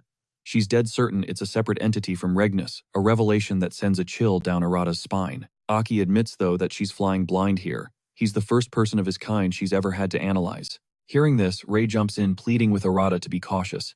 Even if they find a path, there's no Slayer in history who has ever successfully journeyed into the demon realm and returned. Rei stresses that they have zero clue what kind of horrors are waiting there, or if his very presence would even be tolerated. Arata nods, assuring them he gets the insane level of danger, but he counters that if he doesn't dive into the demon realm, and soon then the status quo will never shatter. Aki understands his desperation, but she tries to reason with him, saying this wouldn't be such a struggle if they just knew the proper method. But Arata cuts them off, his voice laced with urgency. He declares he has no time for games, and besides, there's only one surefire way to uncover the path to the demon realm. Aki's eyes widen, demanding to know what he means. Arata's gaze hardens. I have to rip the answer straight from Regnus. He explains that he's been thinking it over, and it's obvious Regnus needs him alive, which would become a massive problem for the demon if Arata were to actually die. So Arata turns to Aki, asking if she's skilled in medical procedures, even surgery. To his surprise, Aki reveals she was the one who stitched up all of Rei's catastrophic injuries. The second Arata hears those words, his resolve solidifies. He now knows he can execute his insane plan without a shred of hesitation. He shoves his own sword deep into his neck and instantly blacks out. In a flash, he finds himself standing once again in Regnus's internal domain. The demon can't believe his eyes, disgusted by what a colossal idiot Arata is. But Arata just smirks, taunting him. I knew you'd pop out. You worry way too much. Regnus fires back, berating him, snarling that it wasn't his choice, but since they're face to face again, he concedes that Arata's gambit wasn't half bad. Regnus seems genuinely shocked that Arata actually plans to invade the demon realm. Arata presses him, urging the demon to just spill the details, pointing out that it's in Regnus's best interest too. But Regnus dismisses him, stating that Arata has other more important things he must accomplish first, and on top of that, he's still laughably weak. Arata is completely lost, asking what he could possibly mean by other things to do. Regnus cryptically explains that he can't say more, because a powerful restriction has been placed upon him. He then declares that there is absolutely no way he's letting a weakling like Arata march into the demon realm. That's the last straw. Arata furiously summons his weapon, roaring that he is sick and tired of Regnus's games. He screams that he's going to the demon realm to shut down the rifts for good, and he doesn't give a damn what it takes to get there. Hearing this, Regnus just lets out a cold, booming laugh, mocking Arata for his big talk. Fine, he says, a wicked grin spreading across his face. Let's play. He leisurely raises a single finger, and a storm of dark energy erupts, filling the space, the sheer pressure causing Arata to tremble uncontrollably. Regnus reveals that he can currently only use about one of his hands, yet Arata is already shaking like a leaf. He muses that it would be a shame if Arata died here, but he has no choice but to go all out. Since Arata is so committed to this death wish of his, Regnus challenges him, "Show me everything you've got right here, right now." Arata is seething, but he steels himself for the battle to come. A spark of excitement glints in Regnus's eyes as he commands Arata to show him the true measure of his power. Arata explodes forward, yelling at him to shut his damn mouth and give him the information he needs. Regnus just laughs at his desperation to find a path into the demon realm. But just then, the chains shackled around Regnus's neck begin to glow an intense blood red. Regnus's tone turns serious. "If you want to know how to get to the demon realm," he says, "then you'll have to shatter this restriction binding me." Arata unleashes a massive blast of energy, but Regnus deflects it with almost zero effort. He scoffs at him, asking if that's really the best he can muster, warning him that he's going to die for real if he doesn't step up his game. Regnus clarifies that he has no desire to actually kill him, but he can't hold back his full power. It's a condition of the restriction. Arata is completely overhearing about this so-called restriction, calling him a pathetic excuse for a demon, and Regnus surprisingly agrees, admitting that he is in fact shameless. Now, Regnus commands, "Show me your power unless you want to die." Before Arata can even process what's happening, he's buried under an avalanche of Regnus's strength. He's slammed to the ground, blood erupting from his mouth. It's in this moment that Arata finally comprehends the terrifying chasm in their power. With just one arm, Regnus is on a completely different plane of existence.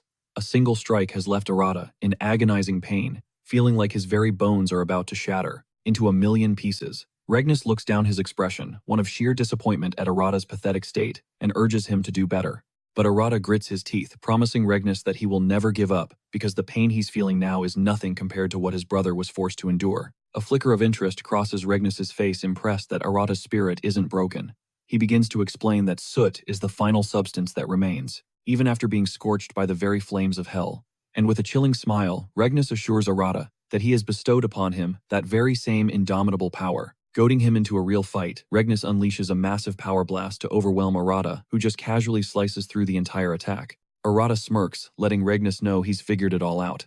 They're running on the same energy source, so he just straight up hijacked it. He then unloads a full-on barrage of suit weapons at Regnus, who actually compliments his tactical mind. But then he hits him with a cute trick, "But I can do all that, and way better." Regnus effortlessly deflects every single attack, teasing Arata the whole time. "Is that it? You already out of moves?" In response, Regnus launches a storm of razor-sharp blades at Arata, forcing him to throw up a defensive water shield. The shield holds, but a single rogue blade manages to punch through, digging a nasty cut into Arata's shoulder. In that instant, something clicks for Arata, a critical realization. But Regnus is too busy mocking him, asking if this pathetic display is all he's got. The trash talk continues as he pressures Arata to show him something impressive. With a renewed focus, Arata draws his sword once more, but Regnus just scoffs, totally unimpressed. He's convinced Arata is just a kid who only knows how to mindlessly swing his power around. Fed up with the monologue, Arata lunges forward simultaneously, kicking up a thick cloud of soot to shatter his opponent's visibility. Regnus remains unbothered, thinking this is just another cheap trick to try and catch him off guard. A swarm of weapons materializes and hurtles toward him, but Regnus stays perfectly calm, telling Arata it doesn't matter how many copies he creates. But those words come back to bite him when Arata suddenly appears directly in his face. Even then, Regnus is confident this kid can't do a thing to him. Arata, however, swings his sword, now glowing with Aoi's water power, directly at the chains constricting Regnus's body. The chains instantly vaporize on contact, leaving Regnus completely and utterly shocked. Arata is thrilled his crazy plan actually worked. Just as he predicted, Regnus's power control is useless against the element of water. He'd also figured out that the chains were a power limiter. It finally dawns on Regnus, who just starts laughing, realizing Arata used all the other weapons as one giant decoy. But the victory is short-lived, as Arata notices dark soot rapidly consuming his entire arm. Regnus tells him this is his chance, a golden opportunity to absorb all that raw energy and become infinitely stronger. He leaves Arata with a final challenge, saying that drawing out the suit's true potential is now entirely on him. Meanwhile, back in the real world, Aki has just finished repairing the mangled tissue on Arata's neck. All they can do now is wait for him to wake up, but as the hours drag on, Rei's anxiety is through the roof. Then without warning, Arata violently jolts awake, screaming like he just came back from hell. Rei immediately rushes to his side, but he just brushes her off, claiming he's totally fine and can't even feel his wounds. He's cut off mid-sentence by a sharp slap across the face from Rei. Aki's jaw drops. Arata is left completely stunned by Rei's sudden outburst. Ray finally explodes, screaming at him to stop acting like no one would be devastated if he died. She doubles down, telling him that if he dies, Aoi might actually die too. That's when it hits Arata. She's not angry, she's terrified for him. He immediately apologizes for being so reckless. Ray tells him to never ever make her worry like that again, reminding him he's a member of her guild now. Arata promises to be good, but a second later, a searing pain erupts from the cheek Ray just slapped. He can't help but cry out in agony. Ray nonchalantly tells him he should know her slaps are anything but normal. Despite the pain, Arata manages a grin, informing them that the whole ordeal was worth it because he got the crucial information he needed from Regnus. A short while later, Arata and Ray gather the other Gold Slayers to debrief them on the intel he extracted. Rio, ever the cynic, immediately questions the source. Are we seriously supposed to just trust what Regnus says? He points out that it makes zero sense for their enemy to just hand over a game-changing secret. Arata insists Regnus isn't lying, and Ray backs him up, admitting she has no idea how Arata forced the information out of him. The unspoken truth, however, is that Arata had to put his life on the line to uncover that secret. Takuto, getting impatient, cuts in. Alright, enough with the suspense. What's the method? Arata finally drops the bombshell. The path to the demon realm requires them to defeat the final boss inside an S-rank magic rift. After slaying the boss, he'll have to create his own rift to cross over to the other side. This revelation absolutely blows Takuto's mind. He's always been fascinated by Arata's powers, but Doju brings up a major concern, warning them that an S-rank rift is a whole different level of danger. He explains that if an A-rank rift is equivalent to a nation's army, an S-rank rift is a legitimate disaster-class threat. Apparently, only a handful of S-rank rifts have ever been documented in history, which just proves how apocalyptic they are. After hearing the breakdown, Rio declares that pulling off a mission like that is basically a work of fiction. Even though they have no clue when a rift will even appear, Arata is absolutely buzzing with determination. But Rio brings him crashing back to Earth, stating that the real issue isn't when a rift will show up, but whether Arata is even strong enough to survive it. That he's got zero shot against an S-rank monster. It turns out whenever an S-rank rift even appears, you need at least 2 Gold Slayers, just to tackle the mission. For anyone ranked bronze or silver, the survival rate is a flat 0. But even after hearing those insane odds, Arata is dead set on storming the demon realm. He declares, no matter the cost, that the era of cowering before rifts is officially over. Doju is vibing with this saying for once. The Slayers might actually be the ones on the attack instead of just waiting to get ambushed. There's just one tiny problem. Arata needs a serious glow-up. Shion immediately drops a crazy idea, the Dead Minute trial, and she volunteers to be his opponent. Hearing this, Ray is absolutely shook, because no one has ever dared to attempt this against a gold-rank Slayer. Rio, though, is completely unfazed, convinced this insane trial is the perfect prep for whatever horrors Arata will face inside that S-rank rift. While they're all bickering, Arata is completely in the dark, having no clue what this Dead Minute trial even is. Doju breaks it down for him. It's an extreme survival test, used when a Slayer has to punch way above their weight class on a mission. And since Arata plans to waltz into an S-rank rift, Doju thinks he's the perfect candidate. The challenge is brutal. Survive for 1 full minute against 3 Slayers ranked far higher than you. That's the bare minimum requirement to prove you can even survive the mission. Since they have no idea when the next S-rank rift will spawn, Doju insists they have to get ready now so they don't miss their shot. Even knowing how insanely dangerous it is, Arata is all in. A short time later, the test begins, and Arata gets absolutely demolished in 10 seconds, flattened by a devastating combo from Doju, Takuto, and Shion.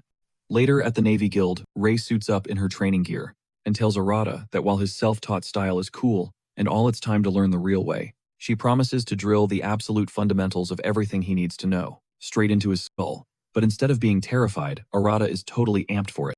Rei starts explaining that the key to any skill is the image you create. It has to be crystal clear, precise, distinct, and razor sharp. Rei keeps trying to dumb it down so Arata can understand what she's getting at, but he just looks completely clueless. After she's done with the lecture, she points him to a massive wall of water and orders him to execute 10,000 basic skills. She promises him a massive power boost if he can pull it off. So Arata and Toyoi turn to the wall and start blasting away. Hours tick by and the two finally hit their target, panting and gasping for air like they just ran a marathon. Just as they think it's all over, Rei pops up and tells them to do 20,000 more, leaving them completely stunned. She says the real work only begins when you think you have nothing left. Many more grueling hours pass and the two are so fried they just collapse, unable to even lift a finger. Suddenly, the entire wall of water begins to crash down on them, and Arata's body moves on its own, unleashing a skill to vaporize it. He's shocked that he could still fire off a skill on pure reflex, even when he felt completely and utterly drained. Rei is beyond impressed, telling him that split-second reaction is what separates the living from the dead. Later, Arata makes his way to the Lion Flame Guild, where Rio informs him that he's about to get cooked because he was holding back last time. Beaming with excitement, Rio unveils his special training regimen, Scorching Endurance, the Inferno Hell. Arata has no idea what that means until the walls of the chamber erupt in flames, and Rio tells him he's going to master the basics of being a slayer right inside this blazing inferno. There's also a table, stacked with a mountain of books, and it dawns on Arata. He's in a lecture hall from hell. Rio explains that the goal of this training is to forge his ability to stay completely calm and think clearly even in the most extreme situations. He tells Arata to burn with a cool heart, but Arata is literally sweating buckets just trying to read in the suffocating heat. Every time Arata even thinks about complaining, Rio just screams at him to shut his mouth and stay focused. He keeps pushing him to burn hotter, to feel his blood boil while his mind stays ice cold. After several hours, Arata finally blacks out and Rio gives him a nod of approval, claiming there's nothing more he can teach him. Rio is confident that Arata has now mastered the art of clear thinking and fiery composure under unimaginable pressure. Arata, drenched in sweat, can hardly believe that this was considered training. The countdown is on. With just one day until his do-or-die retest, Arata is deep in the forest, pushing himself to the absolute limit. But he's not alone. A sinister figure lurks in the shadows, its eyes locked onto him. The next morning, it's game time, and Arata steps onto the testing grounds.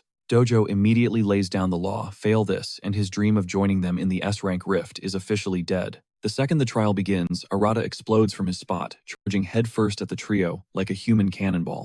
He vividly remembers getting wiped out in seconds last time, but this isn't the same Arata. This time, he's leaving everything on the field. He unleashes a blinding, choking cloud of soot, plunging the arena into darkness. Takuto immediately catches on. Arata's trying to get in their heads, forcing them to hesitate so they don't accidentally smoke one of their own. After launching a blast to carve a path through the smoke, Takuto realizes he's just walked right into a second nastier trap. His feet sink into a hidden quagmire of mud, completely trapping him. The kid's got brains. Meanwhile, Dojo wastes no time and goes on a full-blown offensive. He throws the exact same skill he used to defeat Arata before aiming for a repeat performance. Big mistake. Arata saw it coming a mile away. With almost casual grace, he completely neutralizes the attack, leaving Dojo's jaw practically on the floor with a mix of shock and awe. This kid's a freaking sponge, adapting to new threats at a terrifying speed. Spotting Arata airborne, Shion smirks, thinking he's an easy target. She unleashes a ferocious wave of lightning that slams into him, triggering a massive explosion. But when the smoke finally clears, all they see is the charred husk of a soot decoy, a classic switcheroo. High above the chaos, the real Arata watches, recalling every brutal lesson they drilled into him. It all came down to this. Locking onto the trio below, Arata roars burst cannon and unleashes a devastating beam of concentrated soot straight at them. Takuto can't help but admire the sheer power, but he knows it's a rookie mistake. As one, the trio unleashes a synchronized barrage of their own, their attacks colliding in a cataclysmic blast. The clock hits the 40-second mark. From the sidelines, Rio admits it's a huge improvement, but in the end it's still not enough. Yet as the dust settles, they are all completely stunned by what they see. There's no defeated Arata. There's not even a scorch mark. There's just a shimmering, jagged tear in the very fabric of space. Before they can even process what's happening, Arata materializes directly behind them. His right arm is glowing, cloaked in an ominous demonic swirl of soot, and sweat is pouring down his face. He's clearly pushed his body past its breaking point. Turns out all that hellish training under Rei and Rio actually paid off. Big time. But just as he's about to catch his breath, the trio descends on him simultaneously, moving in for the kill. And just like that, poof, Arata vanishes into another rift. Dojo stares in disbelief, a realization dawning on him. Arata didn't just learn a brand new technique. He mastered it and deployed it in the heat of battle. Shion breathes. His growth rate is absolutely insane. Even Takuto grins. I can't lie, the dude is straight up playing us. Before they knew it, a whole 10 minutes had passed and the fight was still raging. Watching from the side, Rei couldn't help but smile. It was clear the trio hadn't been challenged like this in ages, and they were loving every second of it. 32 minutes into the intense battle, Arata is finally overpowered and knocked to the ground. Dojo approaches beaming and declares he passed with spectacular results. He adds that it's been far too long since they'd had a fight that exhilarating, and it was all thanks to Arata. In response, Arata offers a tired but triumphant fist bump. He's actually going to the demon realm. But Shion slides over, wagging a finger playfully. Don't you dare get cocky now. Letting your guard down out there is a one-way ticket to getting erased. Suddenly, that same creepy shadow creature from the forest materializes right on Arata's shoulder. Everyone freezes, completely baffled. What in the world is that thing? Rio just sighs. At this point, nothing about this kid surprises me. His powers clearly got more secrets to reveal. Later, Arata swings by the Slayer Research Institute, There, Aki cuts right to the chase, bringing up the foreign residue someone had left inside his body. She lets him know that the tiny, shadowy creature is that residue which has taken shape thanks to his own power. Arata admits that, whenever he glances at the little guy, he gets this weird sense of safety and calm. Aki explains that the creature is essentially a newborn, but she's certain it's destined to grow and evolve. She then suggests Arata should probably give his new partner a name. He decides on the spot Piggy. With that mystery sorted, Ray declares it's time to celebrate. To Arata's total shock, he walks into a massive party with literally everyone he knows, including the legendary Golden Slayers. Rio claps him on the back, explaining the entire party is to celebrate him absolutely crushing his exam. Shion then smoothly joins the conversation, getting way too close to Arata and cooing, "Wouldn't you just love to have a dependable older sister like me?" However, Ray immediately torpedoes her plan by physically wedging herself between them. Ray flat out tells Shion that she's a little too old to be playing the big sister card, but Shion snaps back, reminding Ray that she was the one, shamelessly clinging to Arata in public. The two start a glaring match while the rest of the party rages on around them. Later, Dojo pulls Arata away from the chaos, his expression turning serious. "Okay, now we need to decide who's escorting you into the S." When the S-rank rift finally rips open, the Sky Arata drops the bomb he's going in, but he's only taking one person with him. Since he's the one putting his life on the line, he declares that he alone will choose his partner for this insane dive into the S-rank abyss. Immediately, the Golden Slayers descend on Arata, each one launching their best pitch to be chosen. Shion plays the protective older sister card, pleading with him to let her watch his back, while Rio starts rattling off every favor he's ever done for him. Not to be outdone, Dojo and Ray jump in, desperately trying to convince him they're the right choice. But Arata silences them all, his expression set in stone. He announces his mind is already made up, and with ice in his veins he names his partner. After the party wraps up, Arata catches Ray on the way out, and genuinely thanks him for the invitation. Ray just brushes it off, saying it was a piece of cake since everyone was basically dying to meet him. In a moment of vulnerability, Arata confesses that being with them felt like he'd finally found a family. He admits his brother was the only one he ever had, and now he's determined to level up, to become strong enough to shield the new people who matter to him. A beat later, he has to gently remind Ray she's heading in the complete wrong direction. You can't really get mad, her sense of direction is legendary for being awful. With that, Arata had officially passed their unspoken test. The next few weeks crawl by as they all wait on edge for an S-rank rift to tear open. But in the shadows, a different game was being played. Something sinister was stirring in Takatora's cell, where a mysterious figure from the demon realm extended a dark invitation. Months pass, and then it happens. A colossal S-rank magic rift materializes, and Arata's long-awaited opportunity has finally arrived. Dojo stands with Arata before the swirling vortex, telling him everyone's hopes are riding on his shoulders. Suddenly, Takuto appears at his side. His only words to Arata are a grim command: use every ounce of your power to stay alive. The charged energy between them says it all. Takuto is his escort, straight into the hellscape of the S-rank magic rift.